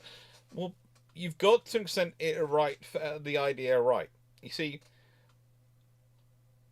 what was the model often for American diplomacy was the idea that you got concessions. This is why you end up with a cherry tree scenario, where all these things are being sacrificed before Washington, as concessions before you get to Washington, so everyone's shown they're in the right frame of mind for doing a peace treaty. That's what the Americans are trying to follow. Instead of you being able to use them as bargaining chips at negotiation. However, the rest of the world really doesn't follow that as a policy. It's not a usual rule for most countries to throw away their bargaining chips before they get to the negotiation. They get to the table. And the interesting thing is that actually cuts away things for the Americans. One of the interesting things about the Washington cherry trees was the Americans thought that those were the starters of the cuts and that people like Britain and France would be prepared to cut even more. And then they realised, no, we've done it. That's all we were going to cut. That's it. We'll agree to a building holiday. We're not getting rid of anything else.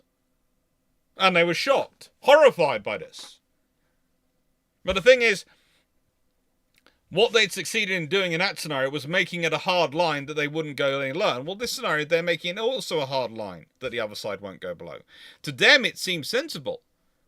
Because this is what America likes to pursue as a form of diplomacy at this point. And they've done it a few other times to other people. They demand the concessions, then you get them you get negotiating when you're at the tables. Well, no. In the scenario that happens, if everyone's doing that, America had to make their own in the Washington cherry trees scenario.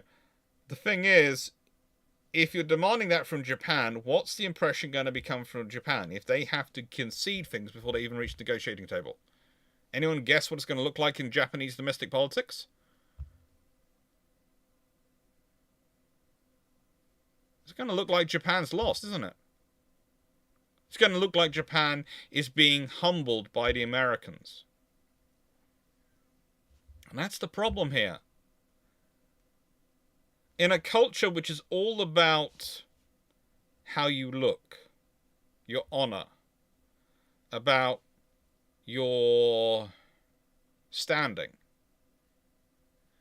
your basic requirement for them to come to negotiate with you is they must debase themselves in front of you. They must lose face.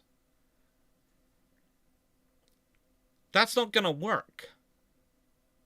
Remember, when you want to have peace, you have to get negotiation to happen first. The more requirements you set before there being a negotiation, before there being something, the least likely you are to have that negotiation happen. Now, the thing is, some people look at this and go, this is America forcing a war. It really isn't. It's America grossly misreading the situation. Because they're demanding things which the very people who they want to get on their side so they can negotiate a peace cannot give. In order to have a negotiation. And the reason they're demanding it is because of the political situation in America and the demands they're facing. In this scenario, both countries' domestic policies and domestic politics are driving their approach to foreign international relations, are driving their foreign policy statements, and are mucking them up.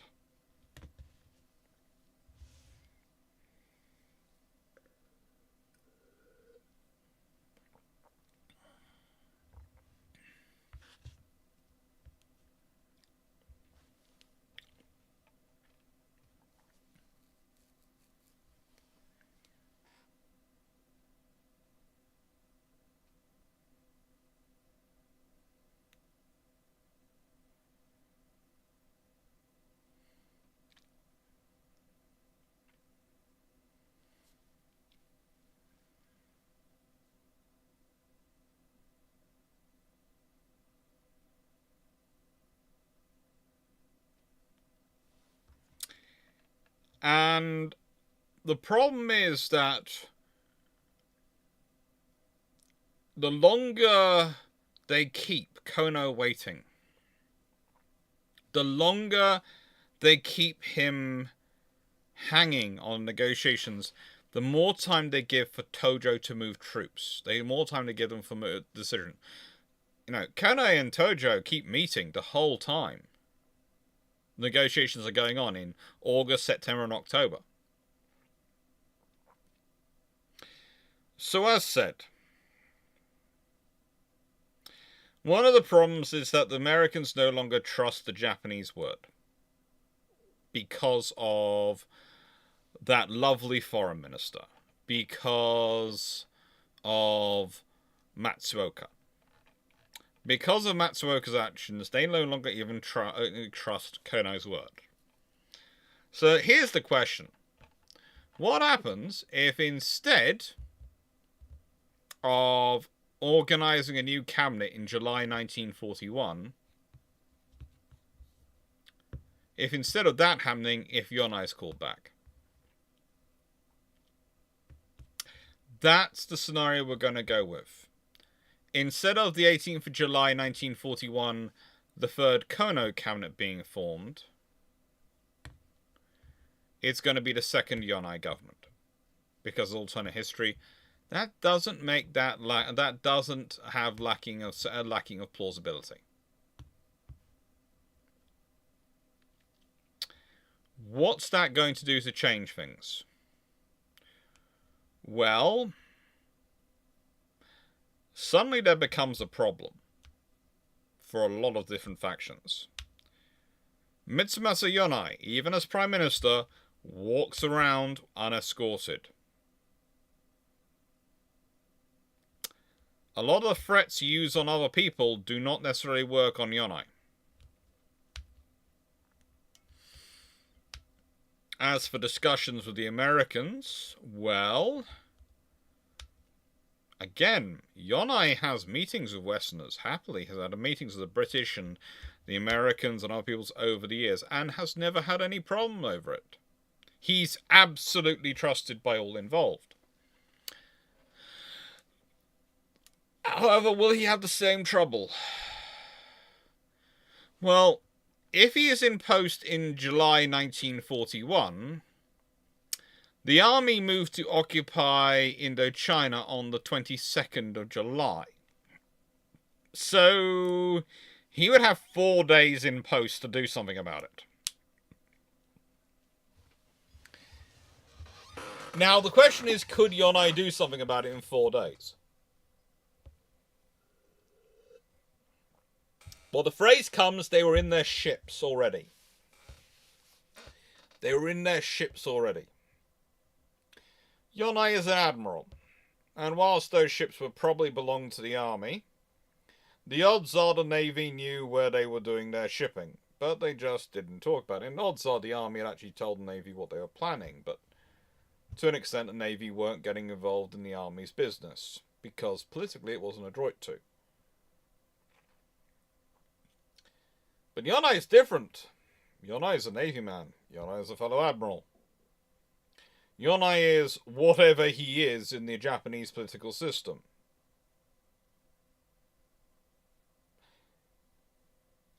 Four days isn't a lot of time, but if he can get a signal off quickly enough, he can get them recalled. The other option is he could have the Japanese Navy sink them, but I doubt he'll do that. He'll go that far, because that really would start a civil war. But he could get them recalled. The interesting thing is going to be who he selects as his ministers. We'll get into that in a second.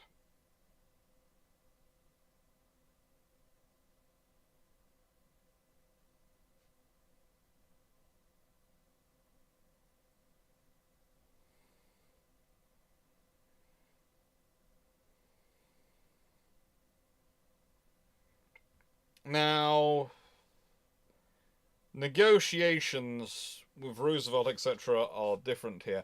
Yonai still cannot give any concessions. So Roosevelt is going to have, before a meeting, a summit. So Roosevelt is going to have to agree to a summit. And the question is going to be, does Yonai go himself or does he not? Does he trust anyone to leave anyone behind? Who does he take with him if he does it?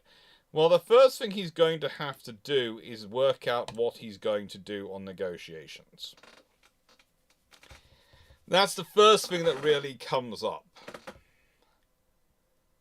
Japan will need to have won in some way in any negotiations. So basically, as long as Roosevelt, this only works, by the way, if Roosevelt does agree to having a meeting before concessions, because, as I said, in nicest way, that's going to back everyone into a corner no matter who they are. Yonai can try and act unilaterally, but there's a limit even to his power and influence. And if he's not seen to be getting anything from the Americans, he will be facing civil war.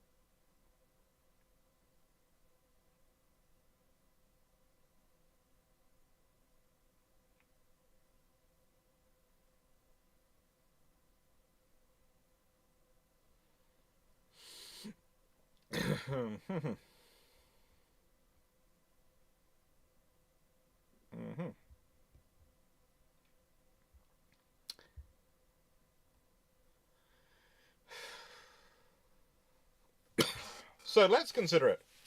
What are the likely options?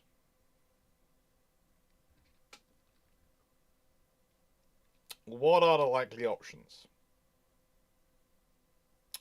Well, recognition of Korea and Taiwan as Japanese territory are more than likely required.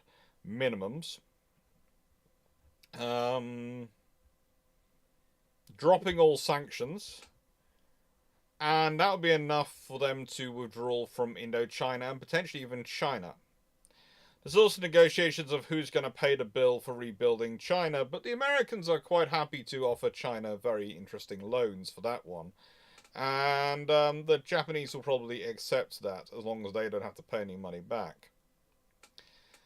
Now, Korea is something which is already theirs. Taiwan as theirs is useful because it's a naval facility.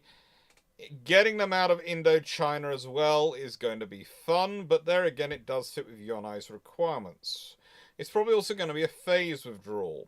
And when I say out of China, I do not mean out of Manchukuo or other areas of China that they already consider theirs prior to the recent Second Sino-Japanese War. So it's probably going to be required for China to recognize territories that are theirs. In return, they give up Indochina. The interesting thing is, who does Indochina go to? I think it might be given to the Americans as a mandated territory at this point, because you don't want to return it to the Free French don't have enough forces to run it. You don't want to give it back to Vichy France. So, yeah, it's going to possibly become an American mandated territory. That'll be fun. If this happens, just imagine the conspiracy theorists. But anyway, leaving that to one side, this negotiation will have to take place somewhere suitable.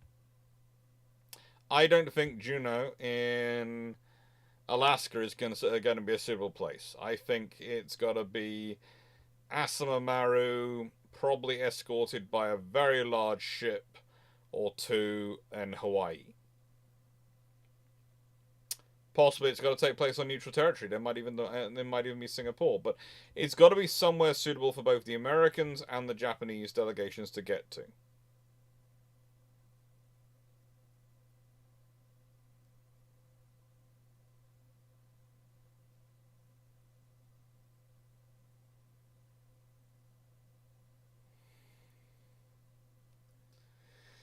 Again, the thing is with Yonai, because of the backdoors he does have and relations he has, especially with the Royal Navy, but also other parts, and even the US Navy has some interesting connections with, I think he could probably achieve the backdoor more easily in negotiations than necessarily Kone could.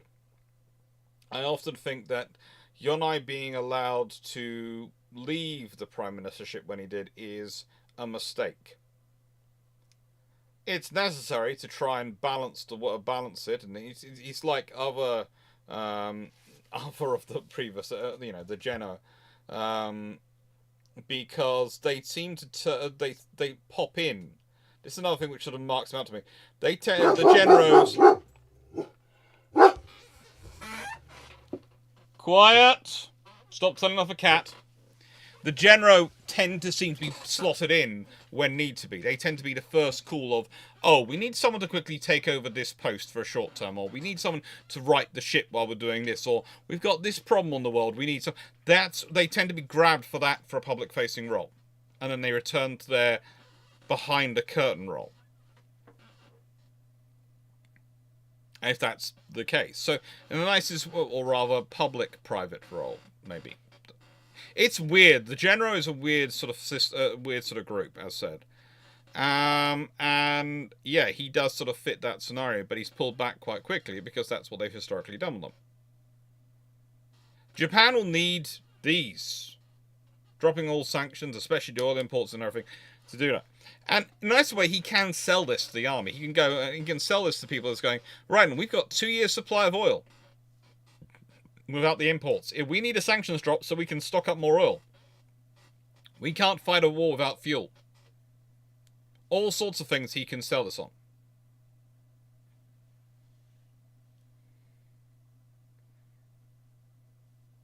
Now, the only reason why, please note, I'm suggesting that Indochina would become an American protectorate rather than a British colony in this scenario is because the negotiation is with America, and Britain at this point would rather not spare the forces to go and take over Indochina after they've had to deal with Madagascar, and they're fighting in North Africa, and they've got everything else they've got going on. Plus, it adds an American buffer zone around Singapore.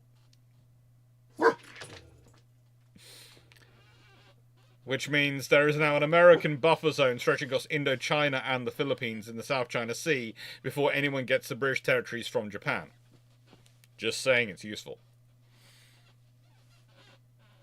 British won't be too happy with it longer term because they're worried about losing their position, but they're in dominance in the Far East. But they will deal with that later on. At this point, they'll work it out with the French after the war. Maybe the French will get their territory back from the Americans after the war's over.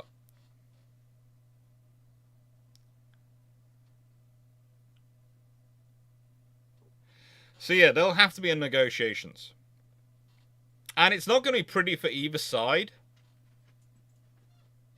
The Americans are going to go wanting to have an absolute victory. They're not going to get an absolute victory, but peace is the victory here. And we're not talking about peace in our time, Neville Chamberlain waving a bit of paper around. We're talking about actually a pragmatic peace.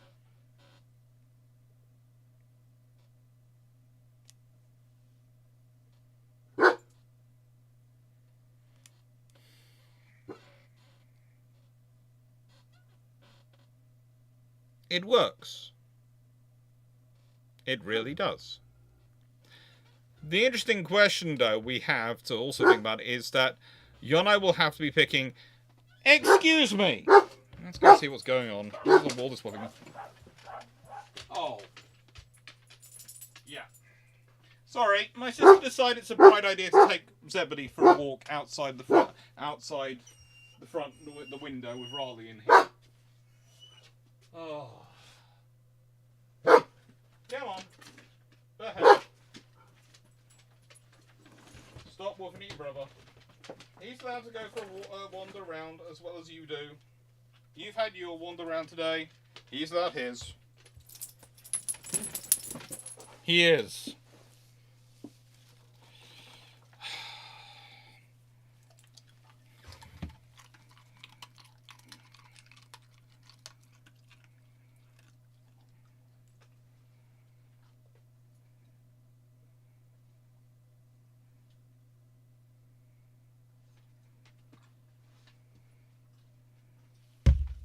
Right then.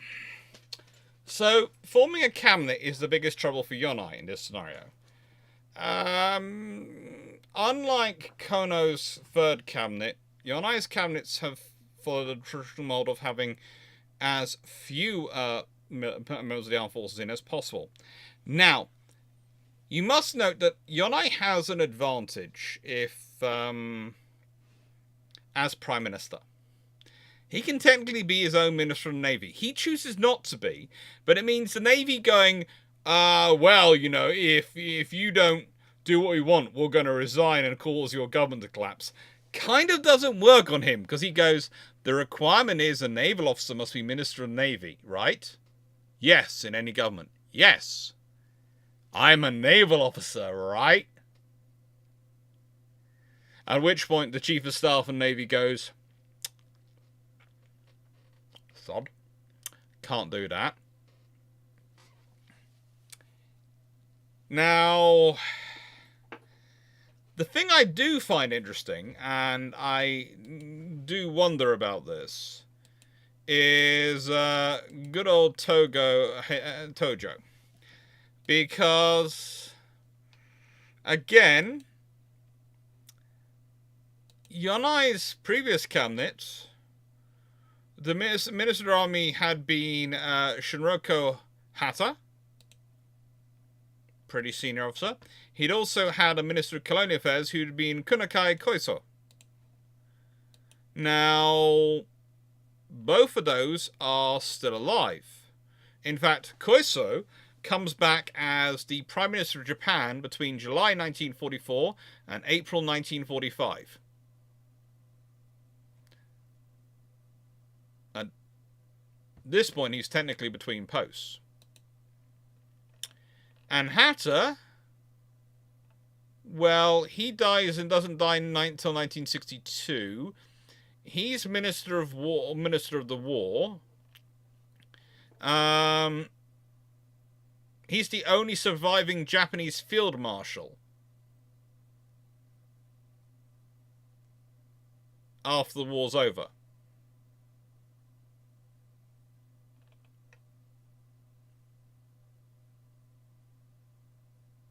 He survived the atomic bombing historically, but yeah, he was, how do I put this politely? He had played a pivotal role in bringing down Yonai by resigning in his post as Minister of War. And no one had ordered another army officer to survive in it. But he regretted that massively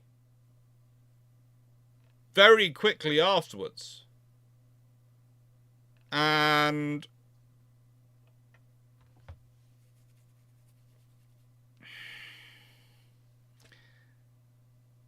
it's well known that after he's eventually released and paroled in 1955, he then gives a lot of respect to Yonai's grave and does a lot of tending of his facility, a lot of tending of the areas and lands, the space which is set up in memorial to Yonai, and takes care of it.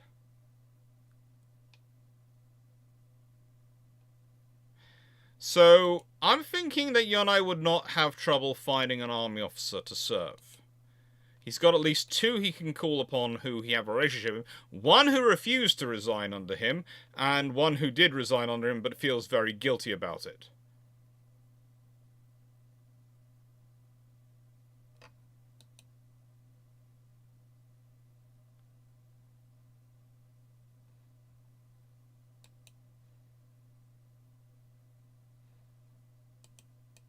Make Yonai an honorary colonel in the regiment.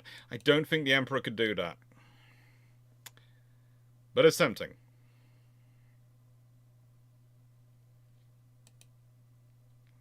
It's tempting.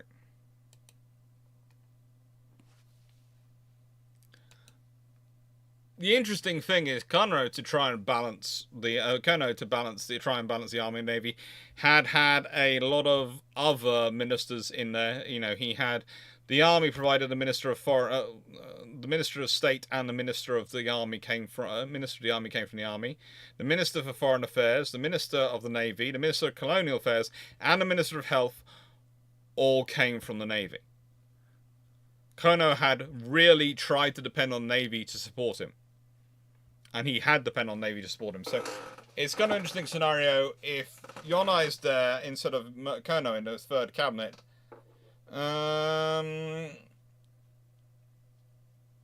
Things might have been different. The Navy's already on side and they're the ones propping up the civilian government.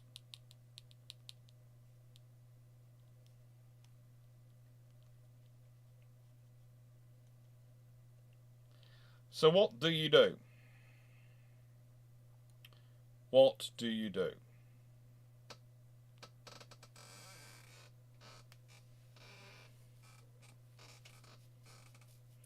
It does say it has to be an officer in the Japanese army. I'm sorry, Dan, but there is that. But yeah, getting King George VI to make him an honorary colonel, tempting.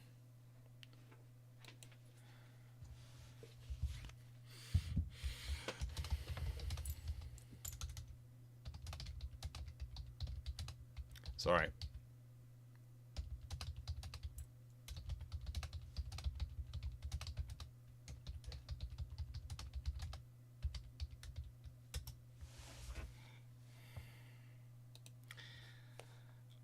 But, okay, what about the other options?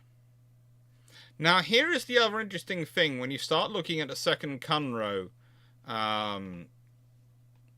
cabinet, the cabinet which comes before before the third one, you know, immediately after the Yonai's cabinet, it has a lot of independent rule, assistance association.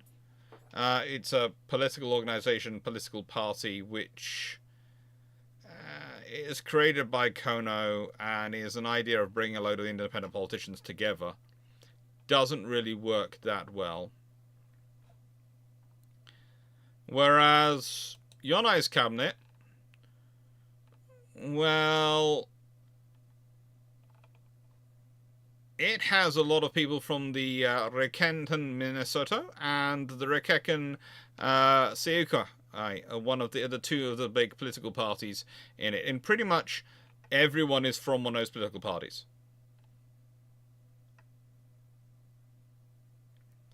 He even has ministers who are from them. And when I say ministers, I mean the Minister of Finance comes from the Riken, Minnesota, and the Minister of Agriculture comes from the Riken, Yokai, and he also has the Minister of Communications comes from Riken, Minnesota, and so on. And Minister of Railways comes from the Riken, Yokai. So what he carefully does in his own scenario is he has 2 Navy officers, 2 Army officers, 2 Riken Minnesota representatives, 2 Riken Seokai representatives, i.e. the 2 political parties, and about 8 independents as his ministers. And that's how he forms his political party. That's how he forms his coalition.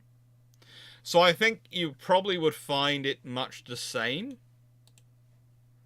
I think you'd honestly would find it much the same in terms of this government. And by the way, the Riken Minnesota are otherwise known as the Constitutional Democratic Party. And they were dissolved in August 1940, August the 15th, 1940.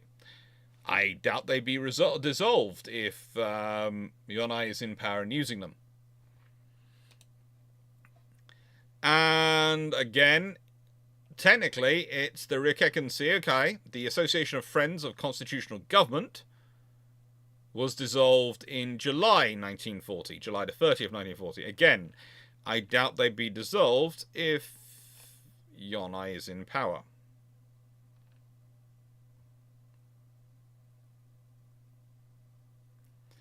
They were both dissolved because Fuminara Kone tried to create a one-party state in order to secure himself and get himself into power, keep himself in power. But the trouble is, what you forget about a one-party system, and the trouble that for his own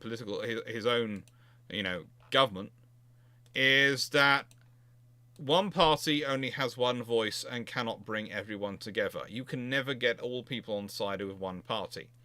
You can build 2 parties though into it, you can get a lot more in there.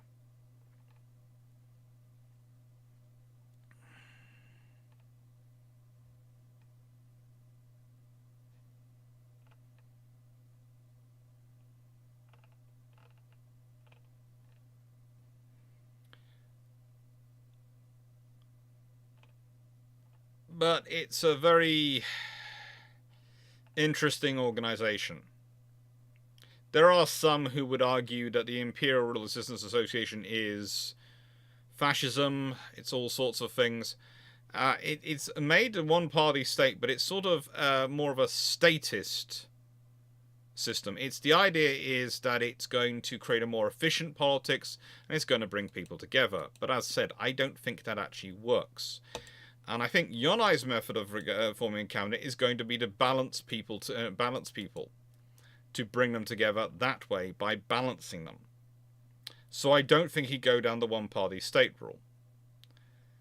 Which gives us a different scenario again, because that means if you've got a 2-party state and he's balancing both and using them as counterbalances to the army and the navy, and rather than more extreme elements of them, rather than wedding them all together into one force, which can then be controlled by whichever is the largest group within it, you have some room for maneuver. I also honestly do not see Matsuoka getting any position in any Yonia government. I know he's got rid of by the 3rd cabinet anyway, but I don't see him ever actually getting anywhere near that. Again, I would suggest that actually the interesting thing is Hachiro Rita, who was the gentleman who I was talking about earlier about sending the letter to Kone about what are you doing, why do you let those ships be sent, had served as Minister of Foreign Affairs for quite a few, including Yonia, and I think he would have been brought back again. He'd served in the post under Yonia, he'd served under Fumino Kone between October 1938 to August 1939, and he'd served under Koki Hirata in 1936 to 1937. And Koki Hirata was an excellent Japanese politician, diplomat who tried his best between 36 and 37 to try and sort things out. There again, he again makes some is not exactly without blame as well, and he also has issues in the Tokyo trials in post World War II.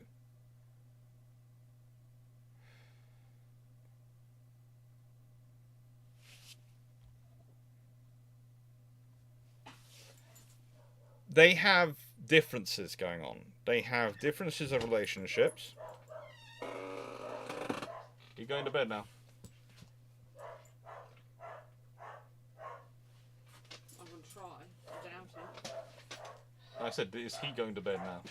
Well, he might. Sorry, the fluffy research assistant has left the room. He's off for his bedtime repose. And that was my sister picking him up. Now, I think most of all it's going to be balance. It's going to be an organisation. It's going to be what he can build it together to be. Because I don't see how Japan can be successfully run in a scenario. The only way you can to avoid war, you cannot run it as a one-party state and keep everyone on side. Because you can't play people off against each other. That's the problem once you form a one-party state. You no longer can go, well, we can't do that because we've got to keep balance them. We can't do that because of them. You have to balance it all.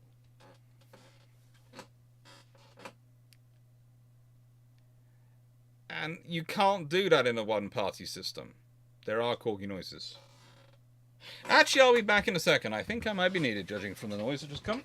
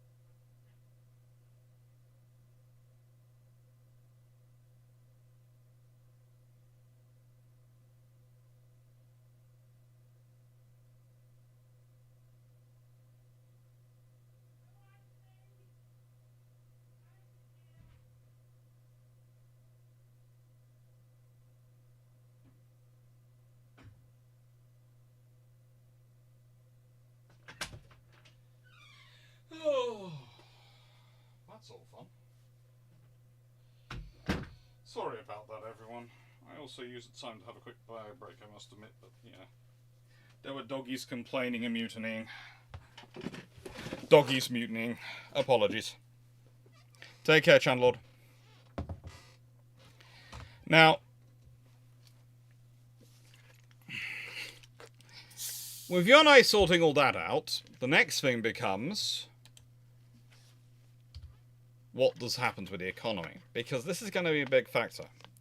You see, if you can get those concessions and you can get the Japanese economy back, you can probably get enough people on side that you have some stability for a while.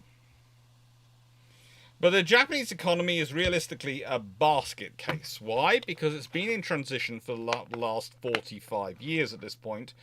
And we're talking this by 1940. 1941. 45, 50 years arguably of transition. And it's still transitioning. What's it transitioning to? A fully industrialized economy. It's not got there yet. This is an excellent book, by the way. I can't find my copy. I think it's in those boxes over there. But, and I haven't got the bookcases, etc. to get them out yet. But, the thing is, I've got the space for you to set up those bookcases. I suppose I could if I moved all that around, but I'll leave them on one side. The thing is, I did go and open up and read through the pictures, which I have, because I have pictures of it saved, because I JPEG'd all my books, which were going in those boxes before they went in the boxes, so I would have them to go back and quickly read through them. And the economic section in this period. Japan has a lot of potential. I did see someone who commented recently that Japan and America were not technological peers in World War II. They were at the beginning of the war. No. Is there a problem? Back in a second.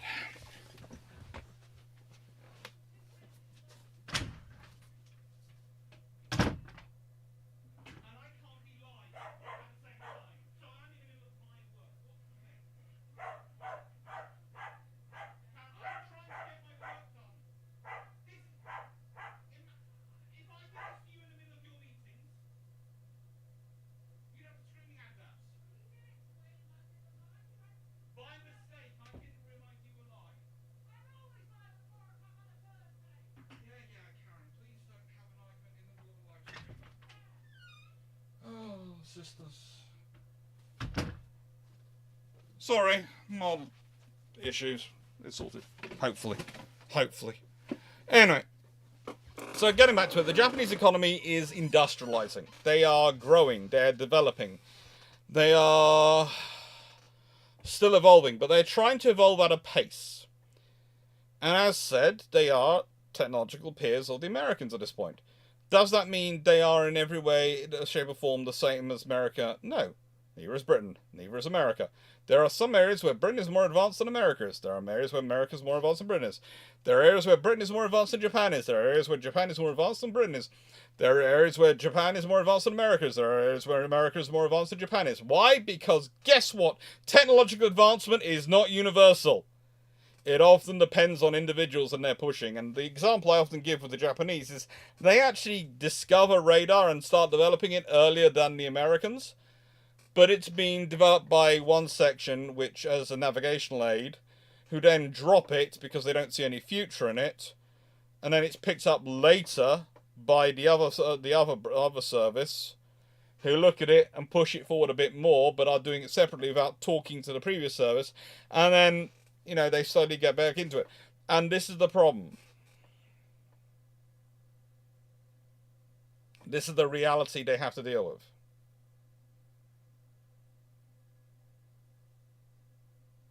And the world is wacky. The world is interesting. The world is fun. The world is special.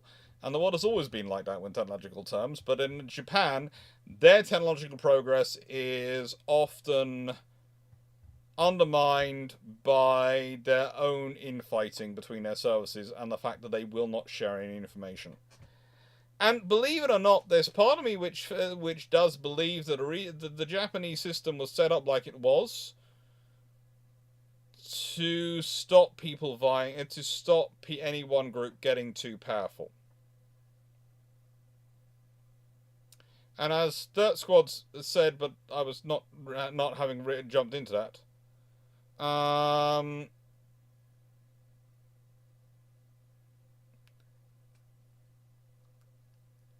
The issue for Japan isn't just technology, but it's the ability to implement technology. Mass-producing cavity magnetrons, etc. for V diffusers.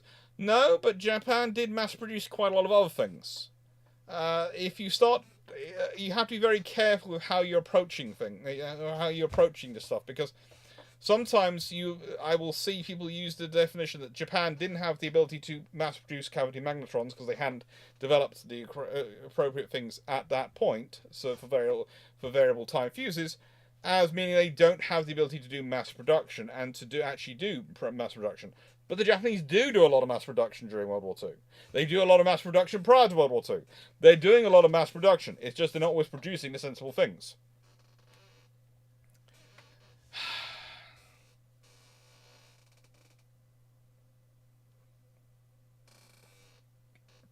And as Verdun is pointing out to Japan today, Japan has the highest tech, but the government's also trying to get rid of fax machines and the use of hand stamps. Yeah, there are some things which you're just not going to get rid of.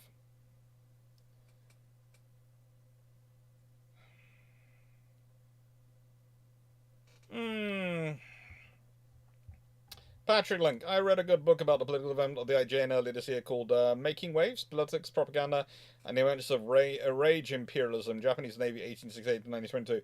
Yeah. It certainly covers a lot of ground. It certainly does.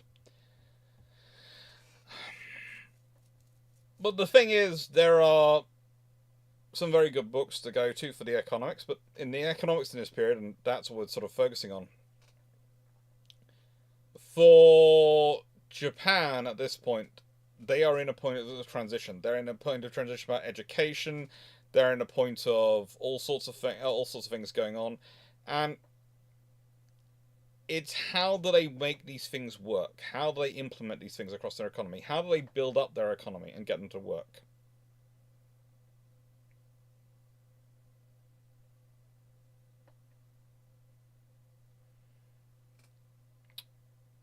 But, saying that, very, very few people had an idea of how to get the Japanese economy to work. There were some. There was a prime minister who was killed, who was actually probably the best economist they ever had. And it's one of the things that once you start looking at the people who preceded Yonai, and you start working through the list of all the different prime ministers that Japan had, you very quickly realize that, oh, there had been some good economics in there. There had been some bad economics in there. There had been some good statesmen in there. There had been some bad statesmen in there. There have been some people who, frankly,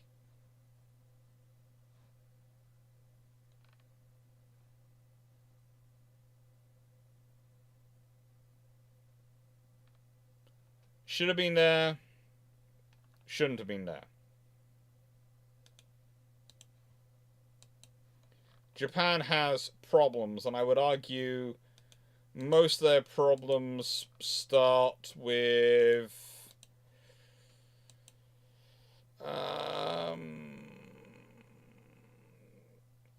it's a hard one to take on. It really is.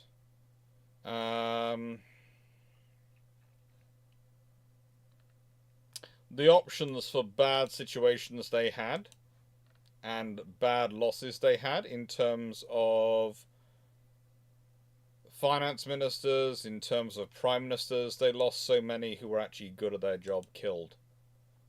That was the other thing for Japan that was an issue, and one of the reasons why potentially you don't have many genro being named is because people start to be killed off when it looks like they're going to become genro as a way to prevent them becoming genro. As said, there are factions which do not like the idea of the genro. They do not like the idea of there being people with so much power.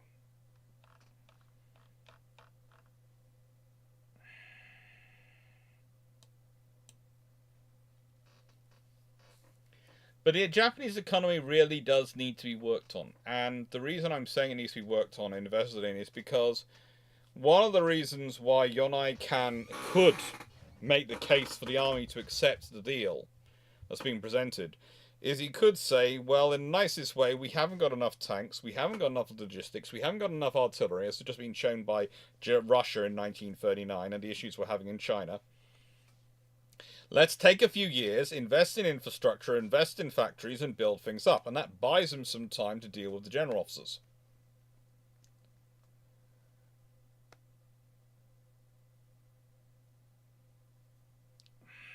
It does. It buys him some time. It gets him some discussion space.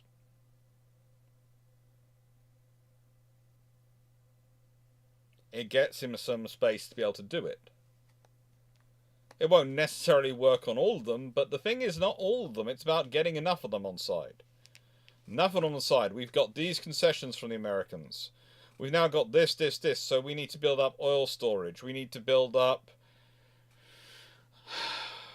probably coal to oil we've got to build up synthetic oil manufacture. We've got probably from coal. Not really got the best coal to do it with, but they've got okay coal to do it. We've got to build up our infrastructure. We've got to build up our industry. We've got to build up our production of machine guns. Get better AA guns in service. There's all sorts of things they need to do.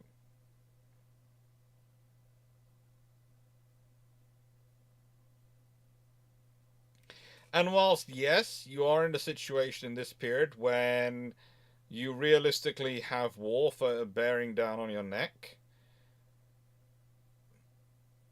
it's not a scenario where you can avoid war until you start fighting. Pretty much until the fleet, the Kido Butai, the first air fleet, is sent to go to Pearl Harbor. I'm not talking about the launch on the 7th of December. I'm talking about when they leave home. You've got options. Now, the thing is, again, this is Yonai in power, who is de facto a Genro, as Prime Minister, and, or at least that's how I'm treating him, because that's the title which I understand in Japan, which fits most with him.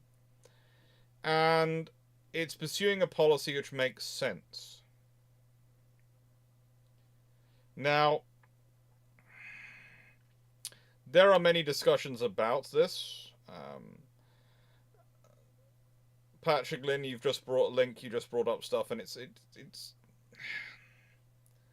always slightly problematic. Don't take this the wrong way, but there's a reason why I pause for questions every now and again, because I do sometimes find the chat distracting because there's cool things going on in there.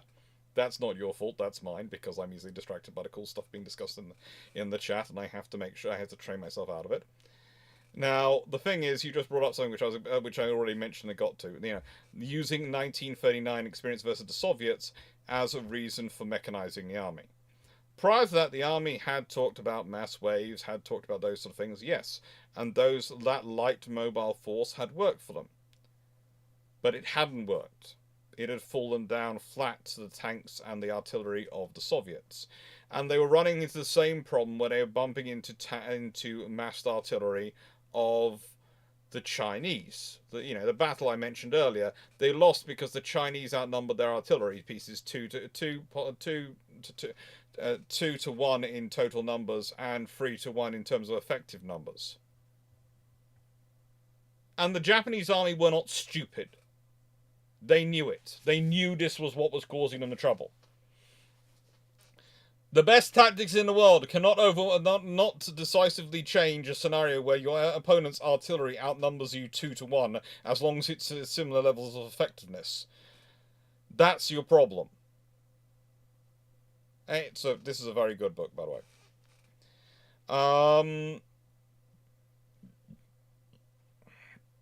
But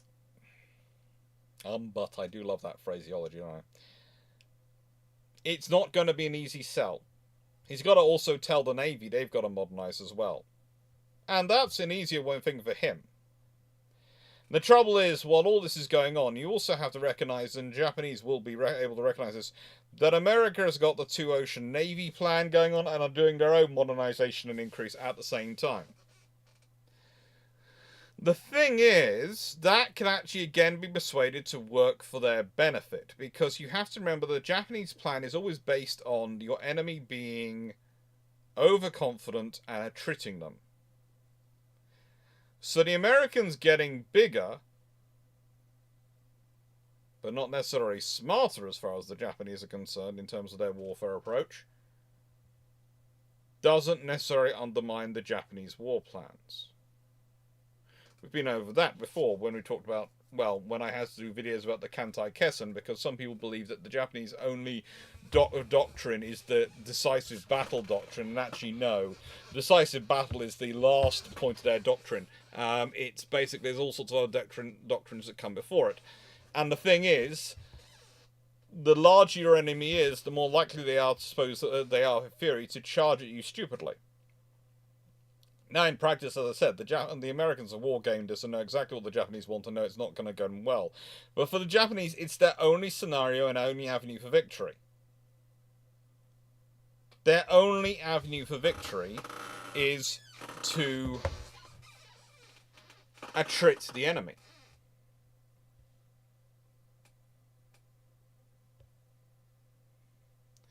It's not a good one. Japan really doesn't have an offset strategy. And another reason why they stick with the human wave tactics, and this is going to interest you all because it is part of the economic function, is because of the educational level of their forces. They don't have enough people who can read maps. That's their own studying. They haven't done good enough education with how to read maps. This does not mean their troops are dumb or in any way stupid. It doesn't.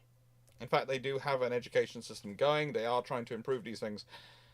But they have a list of problems of things which have not been carried out in enough time. And they are building up their forces. And before anyone thinks it's, oh, well, you know, map reading, well, you can all do that. No, actually, pretty much one of the interesting things about a lot of forces in the 1920s and 30s, a lot of forces around the world, were dealing with similar issues. Now, there are some exceptions to that rule. And in the case of the British, the reason why they're a bit of an exception to that rule is because they'd had so many troops get lost during the Boer War that they'd started teaching map reading to everyone from a corporal up and talking about others as well. Reading maps is hard, as Verdun has just put it. There are lots of little symbols, etc. and things, and you have to orientate it correctly. You have to know how to orientate it correctly so you've got the compass in position. It's not just an easy thing to do. If you hand someone a map and a compass and tell them to find their way from A to B, they're not going to do it quickly, they're not going to do it efficiently, and they're not going to do it effectively. You need to train them in how to use it.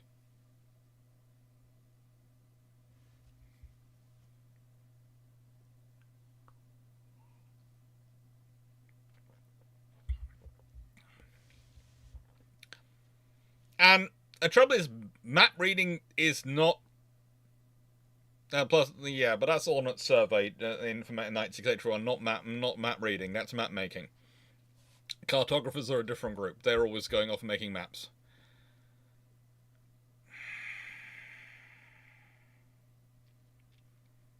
So Japan has some issues. They have very good troops in many, many ways, but again, human wave stuff. And they're also not mechanically minded. Mechanical education is something else also they're weaker in. They don't have enough people who can maintain lorries, cars, trucks, because they don't have a lot of them in their own society. And they're still working on improving these things. And these things are logistics. Yes, you can move an infantry division through a jungle on foot or bicycle very effectively. Great. Now you try to logistically supply that division.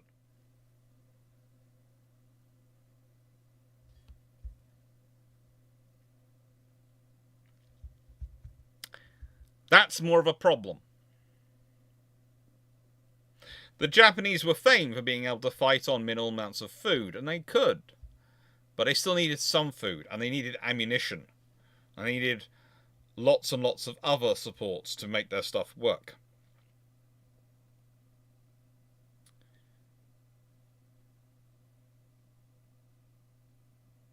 Megascrow had a class tour in Berlin with 2 geography teachers leading. We walking from the town centre to the hotel took them half an hour to figure out they had the map upside down. Again, you've got geography teachers in charge of a map. I'm not going to say this, but every time I've got lost in my entire life, it's been a geography teacher in charge of a map. Put the history teacher in charge of it. Usually the history teacher will look at a map and go, that's that church, and then we need to go to the next church and the next church. Because one of the tricks, and I'm going to acquire viewers, one of the tricks to navigating by maps is to not navigate by constantly looking at a map, but to fix a lot of things you're going to see on your route and navigate from point to point by seeing those things. So look for, there's a church with a spire coming up. Okay, I'm going to look for that. There's a church with a tower. There's a subway. There's a McDonald's. They are great things to look for and to find your way. And if you're driving across moors, etc., trees are usually good because there's the amount of times trees are quite rare.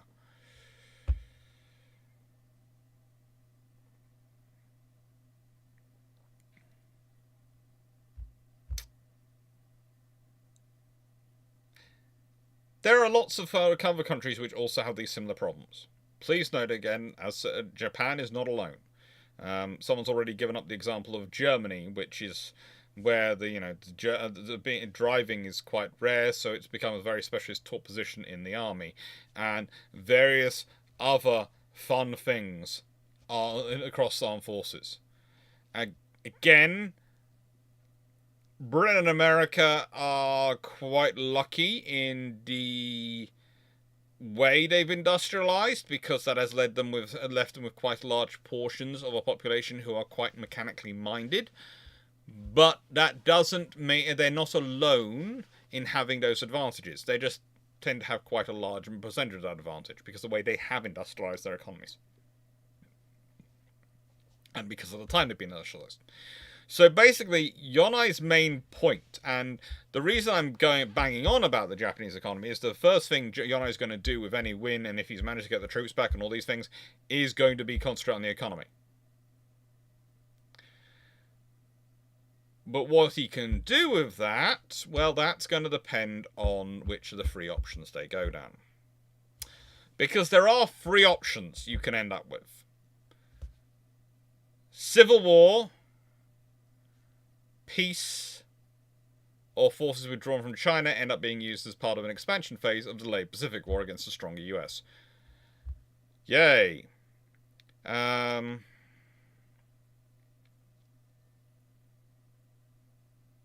Which one? Britain, how does have to teach people about effective radio usage, so swings and roundabouts? Yes and no. Britain's main issue with radio usage is the fact that Britain's one of the few forces in World War II which actually get told to turn their radios up, because everyone's instinct in Britain is to use the radio on minimal power. And that causes its own problems. And then there's the whole thing of the British, again, have a habit of doing very minimal communications. And as the Americans will tell you in Korea, you need to understand the lexicon to understand what the British officer is saying. So yeah, it gets fun.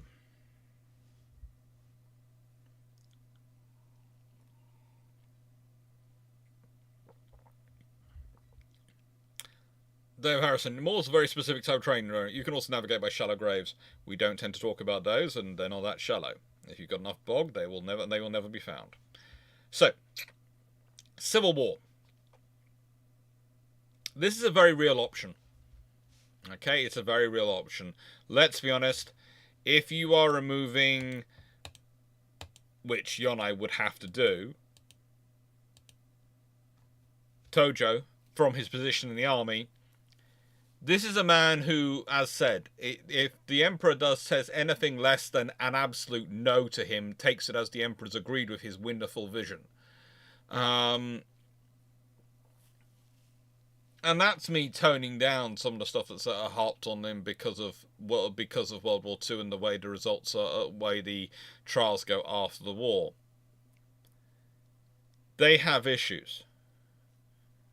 They have huge issues.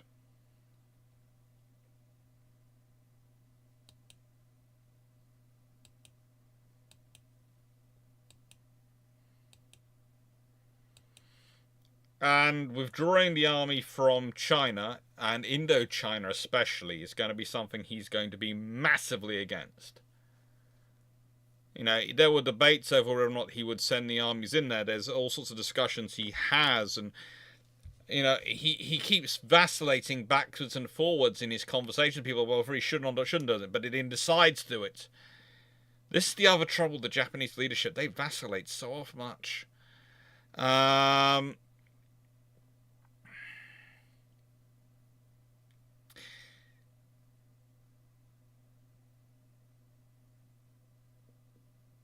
The trouble is for him, and I'd say this especially with Yonai, is that Yonai's going to have the vast majority of the Navy on his side, and the vast majority of the army that's on Tojo's side are not in Japan. And there is a problem for them. They're not going to get to Japan if they decide to try and fight. And if you've got the Emperor backing Yonai as well, then there's going to be quite a large swathe who will not go against the Emperor. Because the very same mantra you've been using about the Emperor is God, the Emperor is our leader, the Emperor, works against you the moment you go, we must declare war. The Emperor said he supports him. Well, that's because the Emperor doesn't know better. But you've said the Emperor's a god. But there are issues here.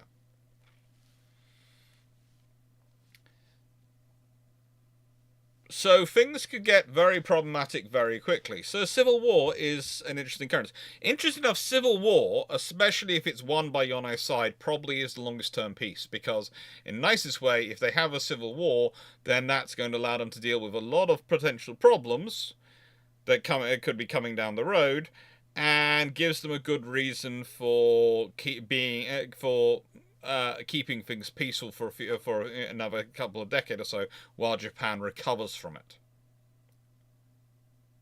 And by that point, you're probably into the middle of the Cold War, in which point Japan would be an independent power in a Cold War scenario. They might well decide to ally with America because, after all, their traditional enemy is Russia. And let's be honest, they have to pick between, they've got two traditional enemies who try to snuff them out on a regular basis as far as Japanese history goes in their minds at this time, America and Russia. If they've got one which is actively looks like it's going to try and kill them, versus one which is only would like to see them humbled a bit, they will ally with the one which would like to see them humbled a bit until they can beat the one which actively wants to kill them. Now, the one which I least give a chance is peace as an option. Peace would be a nice option. It'd be nice for peace to happen. But honestly, it's unlikely. It's unlikely Tojo goes quietly. I think the option that Yonai might have to pursue to get rid of him is... honestly, Tojo might need to have an accident. And again, if we look at some of the things that have happened in, perhaps he gets killed by another faction, a different faction of hardliners who decide he's not the right kind of hardliner. There are always options. He's surrounded usually by a lot of guards. He usually has quite a large number of troops around him, but these groups have been prepared to come heavy in the past. They might go heavy again.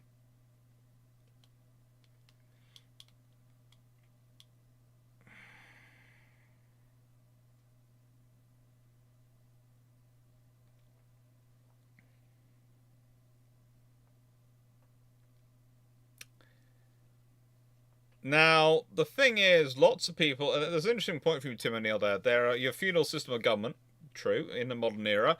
This is why when people start calling it a Nazi fascist state and all these things, I go, no, it's a feudal state. It's not a fascist state. And that's just me using the closest anachronism of government we have in Western terminology to it, so people have an easy benchmark. Not saying it's actually feudal in that sort of scenario, but that have been successful in the expansion so far, thanks to war. As you're right, as I've said before, people's opinions of World War One differs depending on the country. Japan had a wildly successful World War One, according to them. World War One was great, and they had the Russo-Japanese War before that, so they've had a very good run. But there's still a lot of people who see that there is a big issue with fighting war against America. America is not Russia. America is not a basket case. It's got its problems. It's nutty. Don't get me wrong. It's not. I'm not saying it's sane, but it's not the basket case that Russia was in the Russo-Japanese War. And this brings us then to forced withdrawal from China. End up being used as part of an expansion phase of a delayed Pacific War against a stronger US. Now, that becomes actually not an unlikely thing, because let's be honest, last time Yonai was in power, and these people mostly calmed down and bided their time till he was out of power. They went quiet for a bit. And then he's replaced by Kono, and they're back with a vengeance. And the trouble is, whenever he goes, the likely successor to him is Kono. Because Kono is this seemingly good politician they have. He's the best option they have, who's a civilian politician available at this point. He's not great, but he is, trusted to an extent. As you've heard in discussion today, he's pretty much useless. He has absolutely no power over the system at all. But he's what passes for a civilian political leader in this period. At this point. So, yeah. It's a problem.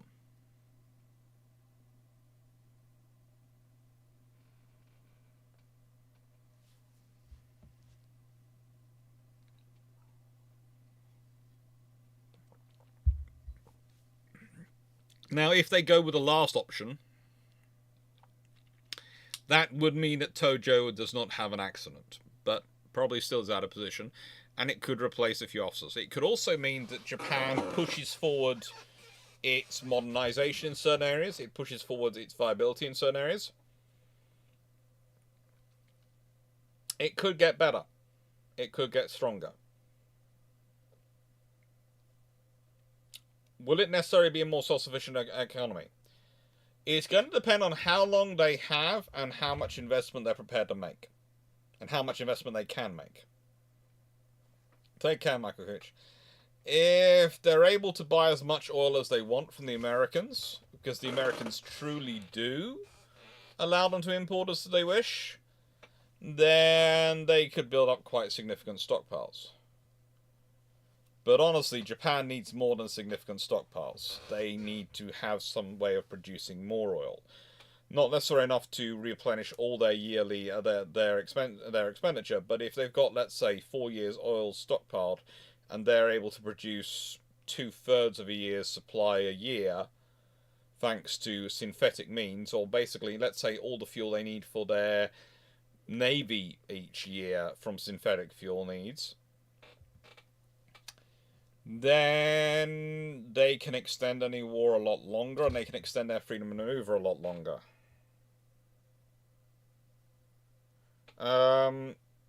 Calvin goes back. They already had the raw materials and manufactured goods from the USSR as part of their agreement with them in 1939. They already had some trade movement of goods in 1939. They didn't. There's not much more they're getting out of the Soviet economy, especially as this is after Barbarossa. So there's only so much the Soviet Union can do, and after this point, it's pretty much all focused on what the Soviet Union needs to do.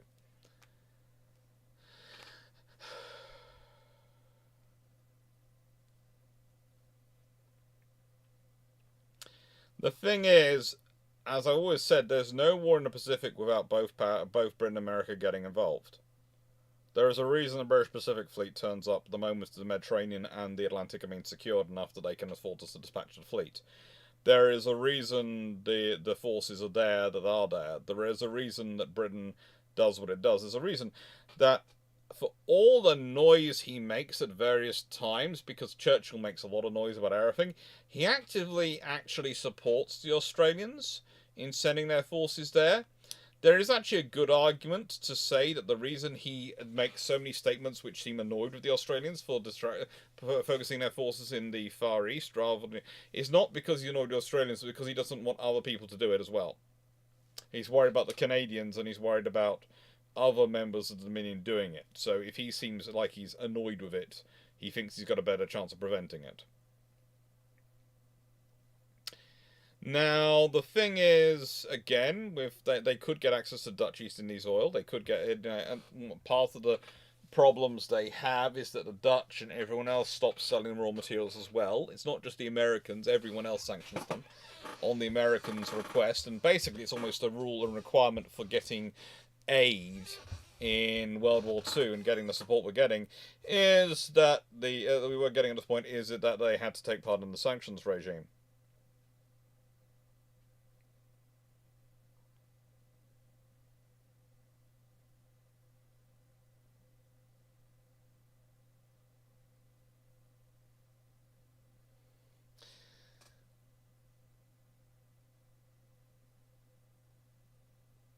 And that's a whole different problem. And yes, Patrick Lynn, as you're pointing out, the Kwartong Army, etc., the likelihood is, the most likelihood is civil war, and the likelihood is that the army eventually gets pulled out of China, and they probably get left in Korea. They'll get left Korea, Manchukuo, and probably will get pulled out of Indochina, and left in Taiwan as well.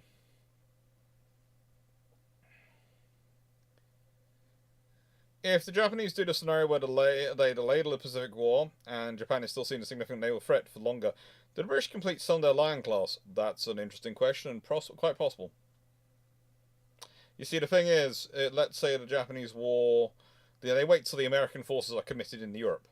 Because, as we were all talking about, America was probably going to get involved in Europe at some point anyway. So let's say they wait 6 to 12 months, and the American forces are now committed fighting in North Africa, and their Navy and everything's concentrating on the European theatre, and that's when they go active. That could be a year or 2 years down the road, when the forces are already all committed fighting in the European theatre. When maybe American carriers have been lost in the Mediterranean, when American forces are fighting in the Atlantic and they've had their destroyer forces gutted a bit by losses of personnel, when they've had lots of reorientations, where maybe Nimitz is running the war in the Atlantic rather than the war in the Pacific, and therefore is not free. Yeah, that could be a policy they do. That could be what happens. But the trouble is, under that scenario, there's also going to be a lot more build-up of American forces and a lot more build-up of British forces. And in any scenario whereby you find this as the case, they've had 2 years of not having to fight in the Pacific and not being stretched to that far distance as well. So you've put back the Japanese entry towards 1943. And probably by that point, the extra resources they've had in the Mediterranean and Atlantic have allowed them to stop the U-boat threat in the Atlantic. Maybe they've launched enough carrier strikes on the German naval forces that they've eliminated the Tirpitz, but completely as a threat at this point, and maybe also Scharnhorst and Gneisenau, you never know, and possibly have humbled the Italian Navy, because again, they've had the significant resources. Likely thing is more likely Yorktown or Enterprise as part of Force H, not WASP.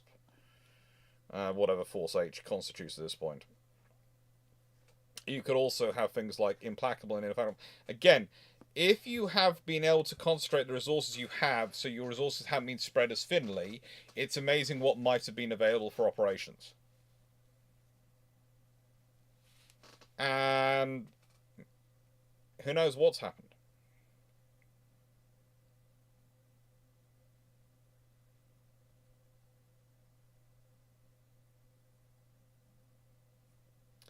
Now, Information Mimic, whilst you're quite correct, they cannot lay that at the start for long, but there is a case of, in this way, 2 to 3 years. Yonai could buy 2 to 3 years. And again, the thing is, whilst the Allies are speedrunning some tech and some experience, there's also the fact that it allows the Japanese to solve some of their issues.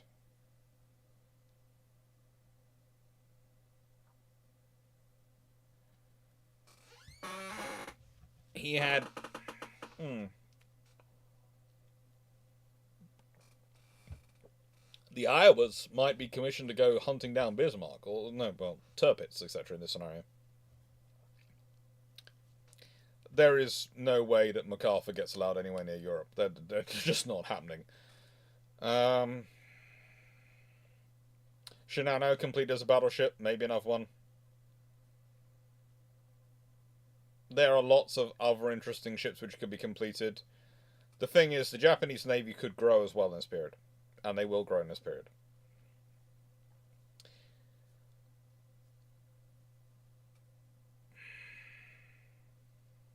It will make things more complicated. But it also will allow for things to be... Because let's be honest, Britain and America are not going to be stupid. They're going to see what the Japanese are rearming. They've bought peace, but they're rearming. So expect them to also be doing things like reinforcing certain positions, maybe rebuilding stuff. The interesting thing is, do the Philippines end up being handed back to the Philippines and the Americans withdraw from there? It could be a really interesting scenario where the Americans are actually given the Philippines, have returned the Philippines to full sovereignty, and are now only in the Indochina Mandate, which could change things dramatically in some regards. It could also mean that the Philippines could be the Japanese first target, and they could drum up say there's a whole battle, there's a whole issue that comes about and invade it. They could generate an entire scenario where they go, look, we're not bad guys. They attacked us. We've just defended ourselves by taking over the entire country.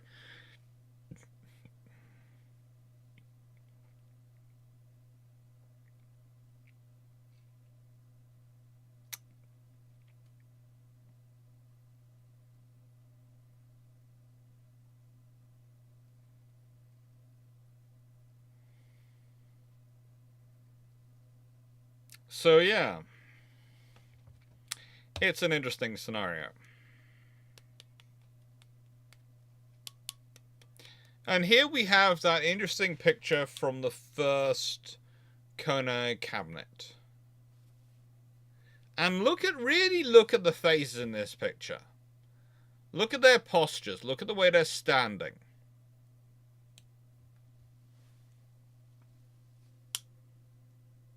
Look at their facial expressions.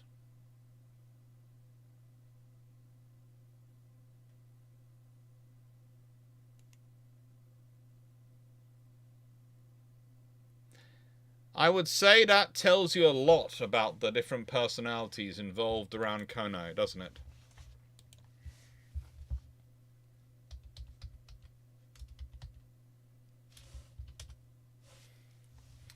I would say it really does tell you a lot about Fumaro Kono.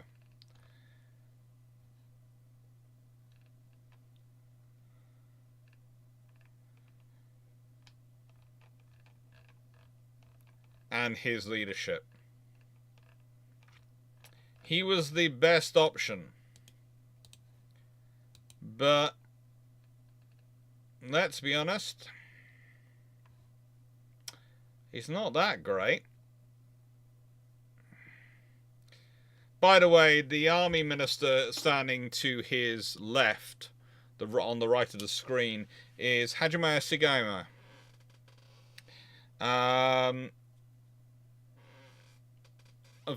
One of Japan's field marshals and a very senior officer who is Minister of Office for quite a while, but, serves his duties. Dies in September the 12th, 1945.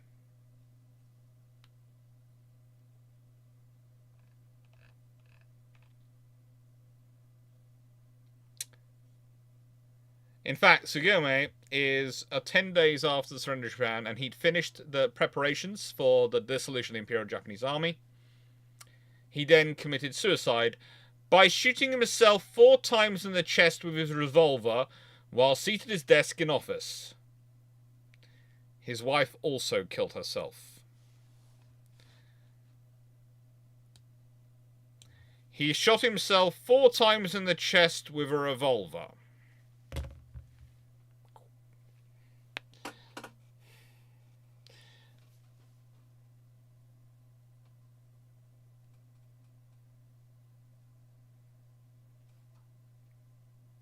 He did that in his office, at his desk in his office, whilst at home his wife killed herself.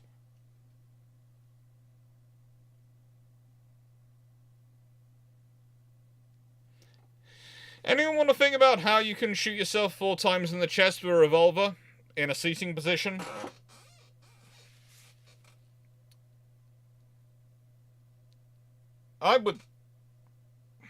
It's not impossible, I suppose, but it's also very impressive.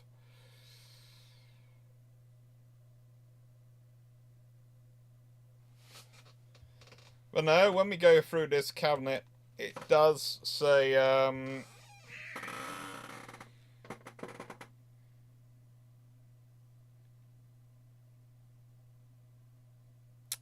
this is a very interesting group. A very interesting picture. What's interesting about this picture is this is them at a formal dinner, I think. because they have their formal photo, which I showed you earlier. If we go back to it. And again, Yonai is... This is the photo of the first cabinet, the official formal photo.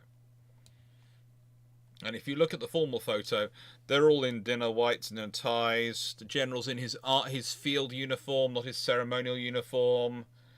Yonai's in his simple blue naval uniform. Yeah, it all looks rather suitable. But this one... It just feels like it tells me more about the situation in Japan, about who's powerful. Who really has the power in this scenario?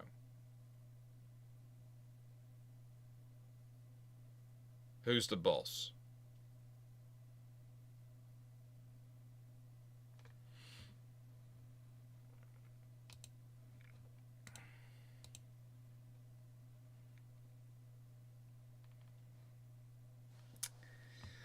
Once again, though, Kone does have a habit of picking as his foreign affairs minister someone who is far more hardline than he apparently is. He had Koki Hirata in this scenario, and that's this gentleman, if I'm not mistaken, who in his pictures always looks kind of interesting.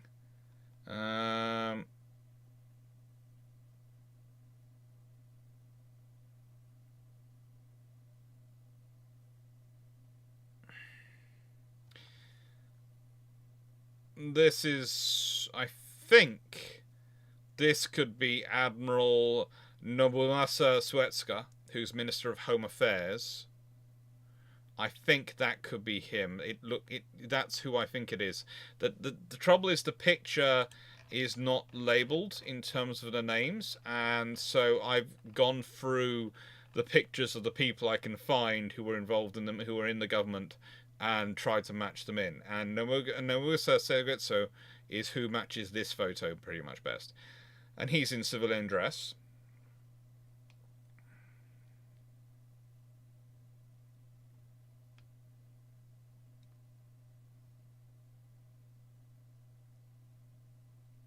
And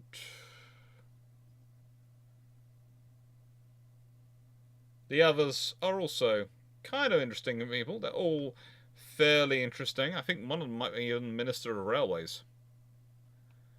It's always fun to have a Minister of Railways around. Who basically the person who, if he were alive and minister today, would be scared of Gareth the Brits approaching. I think that was Chibeki Nakajima, who was a Japanese naval engineer, naval officer, and politician, also a Japanese businessman, who was incredibly involved in Nakajima Aircraft Company, which he founded in 1917, and he served as a cabinet minister as well. Yeah, the leaning stances, the people trying to... The fact is, there's quite a lot of naval personnel there, both retired and serving. Kono always sort of seems to depend on the Navy for his government, and the Navy's extended patronage for his government. And yeah, to me, Kono is frontman for an organization.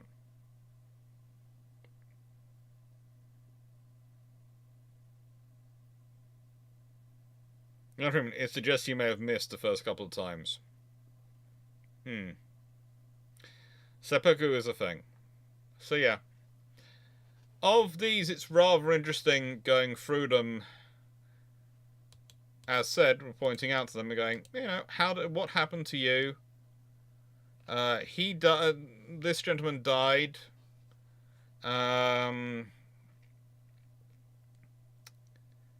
He was released on parole before his trial in 1947, and then he dies of an intracranial hemorrhage in 1949 while at home.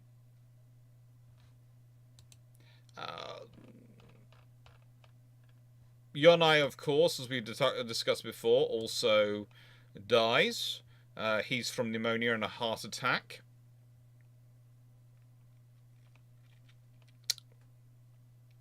It's amazing how many people who were heavily involved in the scenario of what went on in this period die. It is interesting.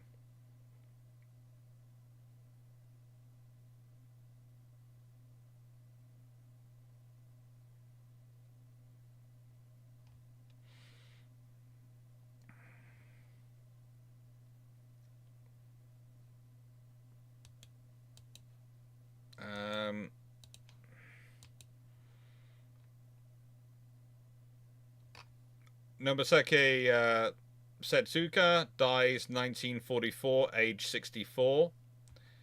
He dies December 1944.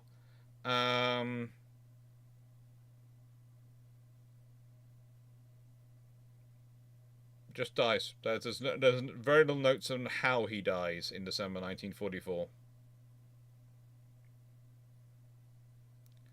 But it's worthwhile noting that his eldest son had been killed in action aboard the Yamato.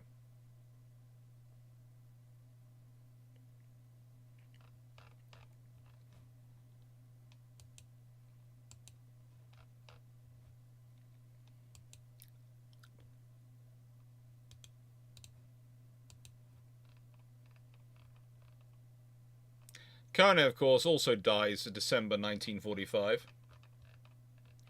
Remember correctly, yeah.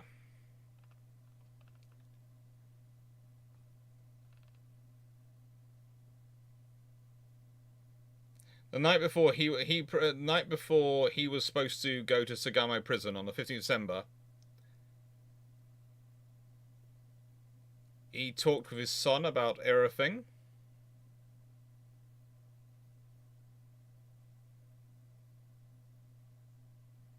Had a nice long chat with his son.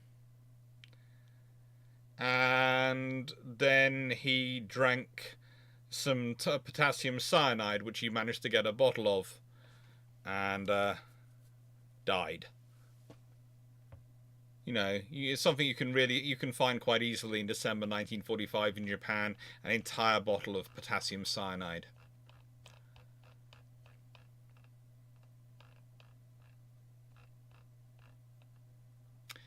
Pneumonia is one thing I and Yonai have in common. Yeah, Yonai is the one who seems to have the most, how to put it, the most they didn't want to die. Because he suffered from high blood pressure his whole life, died of pneumonia in April 1948 at the age of 68. And, how do I put this? They send him to literally the best doctors they can get on hold for him. They're doing everything they can to try and help keep him alive. But yeah, so summary. Could Yonai have done it? Well, there isn't many other options. I'm sure there are others, Genro, and they are powerful, but he's the only one who I can think of who fills that role at that particular time. He is probably the father of modern Japan. I don't see much of an argument on that one front, and he certainly helped write and codify a lot of the Constitution, a lot of things which came about afterwards. He seems to be involved in bringing everyone together and setting the path they're on. But, yeah, he tries his best prior to the war, but honestly, Japan is a mess. It's a mess.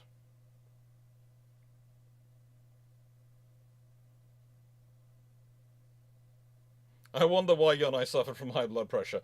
Yeah, I can't think why, considering all he's dealing with, why he suffered from high blood pressure most of his life.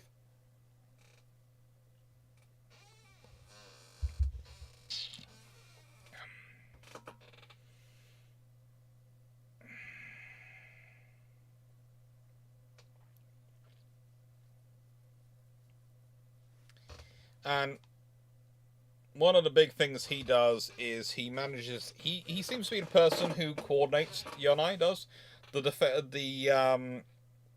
testimonies of all those involved in the military tribunal for the Far East.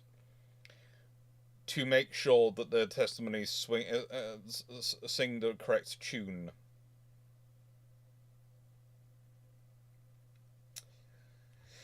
Yeah, this is what you have to watch out for in my family. We're not genetically predisposed to high blood pressure, but we do like to take on jobs and things which cause us high blood pressure, and situations which cause us high blood pressure, so we have to be careful on that one. We do have that as a habit.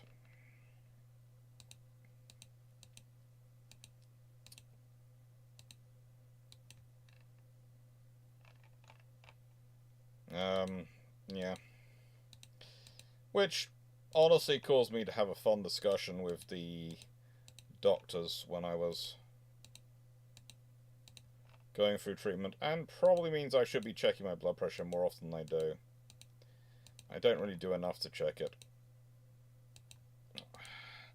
I keep considering getting one of those blood pressure rings, but now we're completely off topic. So, any questions before we duck out to Discord?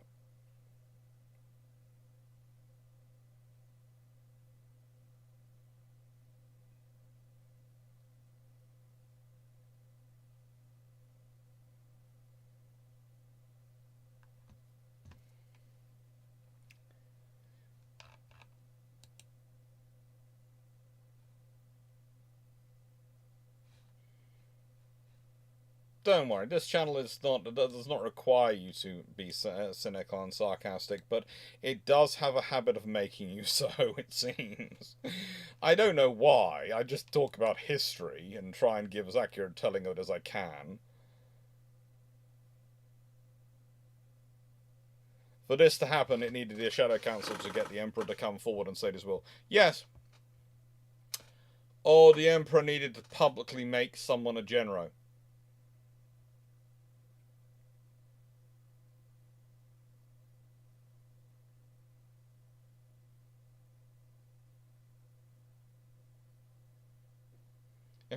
Information minute. Although I missed the big part of it, I strongly suspect pulling out of China was an option in the 1880s.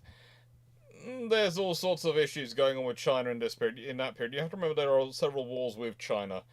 The Sino-Japanese wars are basically as common as the Anglo-French wars. It's easier to pick periods when they are.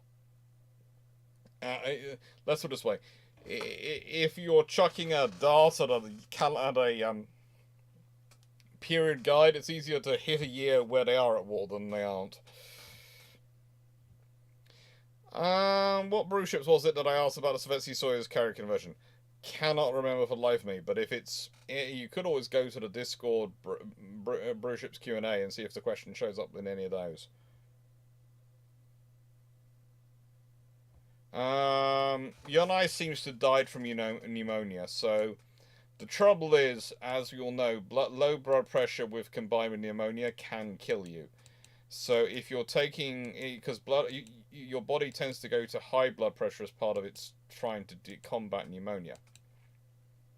So if the trouble is, if you get pneumonia and you're on blood pressure medications, especially ones which are supposed to bring down your blood pressure, that could lead to all sorts of complications. But it does seem to be the pneumonia which got him, not the blood pressure.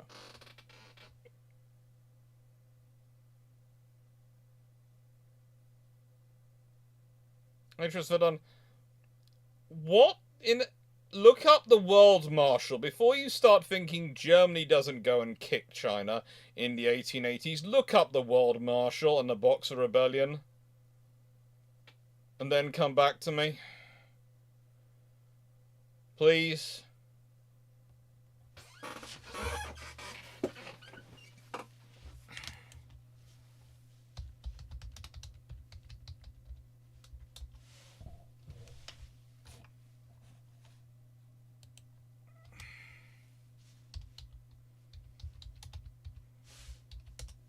Good point. Yeah. Yeah. Oh.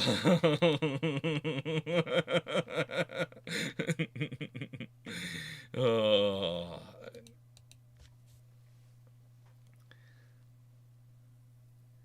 That's got pneumonia results in low blood oxygen levels, low blood pressure plus. Yeah, this is the thing was I had pneumonia, but I had still got good oxygen saturation in my lungs. and was getting good saturation, which is what caused the doctors to be so confused about me, because they were but that was probably because my body was pumping the blood as hard as it could around, so it looked like it was good saturation levels.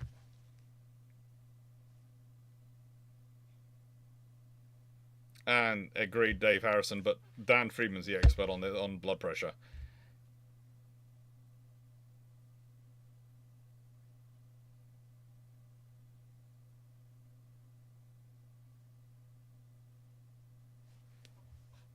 Um,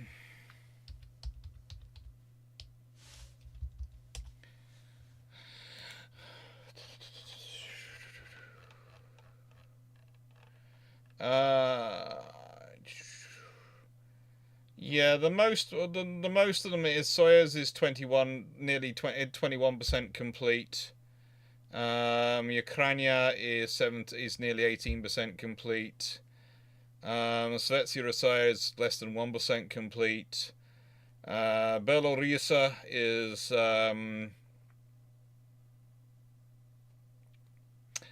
well, it was found that 70,000 rivets used in her hull plating were of inferior quality, and the fact that they're riveting hull on a battleship in 1940 tells you all you need to know about the problems they have. And Georgia, planned Baltic works, but was cancelled due to invasion of the Soviet Union. So yeah, they are an interesting class. As I've discussed before, I reckon the only chance the Soviets have for getting ships in service in before World War II or even into World War II is the Project 21s. The Project 23s are too late.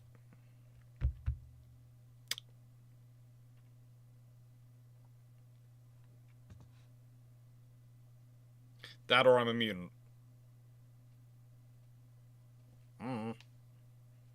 I know I've always been good at swimming underwater and holding my breath for ages.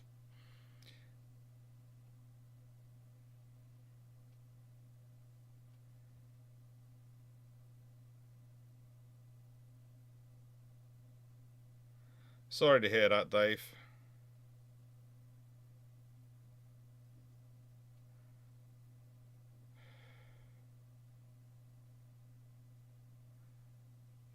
Ooh, pneumonia 4 times since mania stroke. Ooh, pneumonia's not fun. I've been through. I had it bad enough for having it once. I do not want to have it again.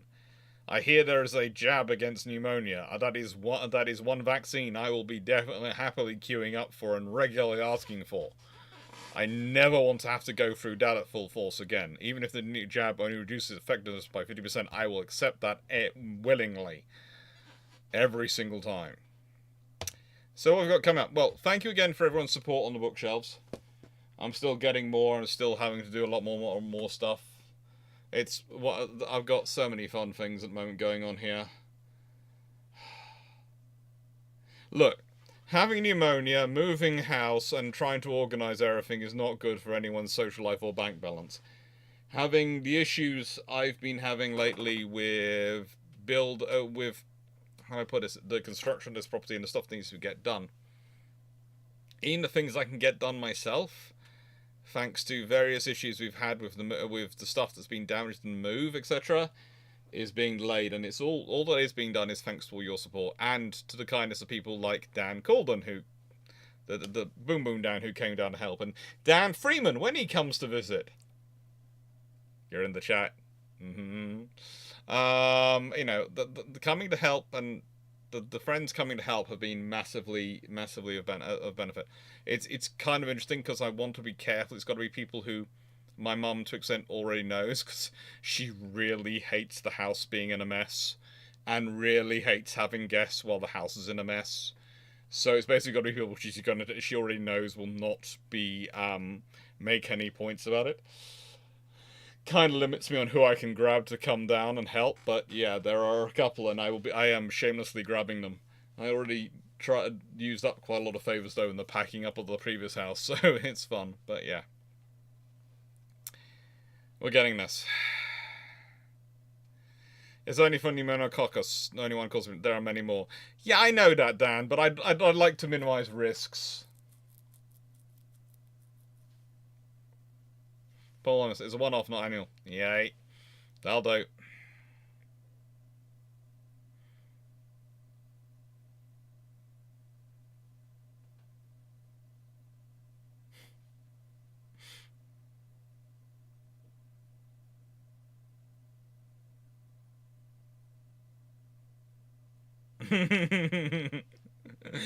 Yeah, but yeah, thank you. This one thing, the things I'm missing around, I still haven't managed to order the legs, and I still haven't managed to order the calyxes. Not the calyxes, the little 2x2 calyxes. And I do need to order those because I need them for upstairs, especially. I also need some form of. Oh, here's the fun thing that happened, right? So we brought a wardrobe from Epsom. This is a classic thing for everyone moving, which you'll find as a fun story. Brought a wardrobe from Epsom for my sister, and I had a wardrobe which was supposed to which was going to work in my space.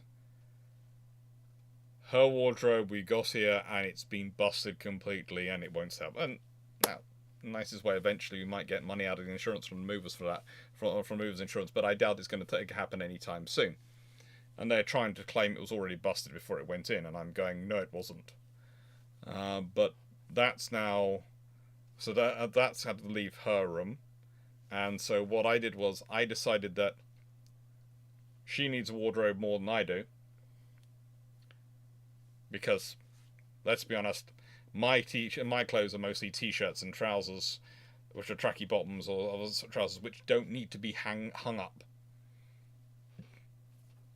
I live in t-shirts most of the time. When I'm not, as the smart shirts and things I have, they're not that many. So that's what I've done. I've given her mine, which means because I couldn't find one which could fit in my lovely peaked room upstairs, I've done. If I quickly do this, tap lock onto me. Don't know if you can see. It's going to track me up.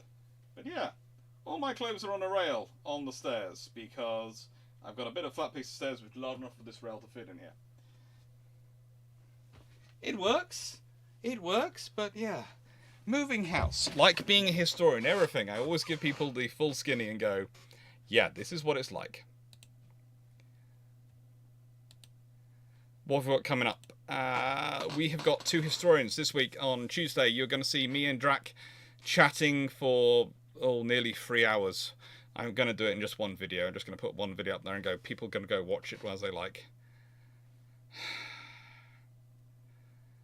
Yeah, it's going to be fun. I hope you're going to enjoy that. As I was discussing the Royal Navy that could have been.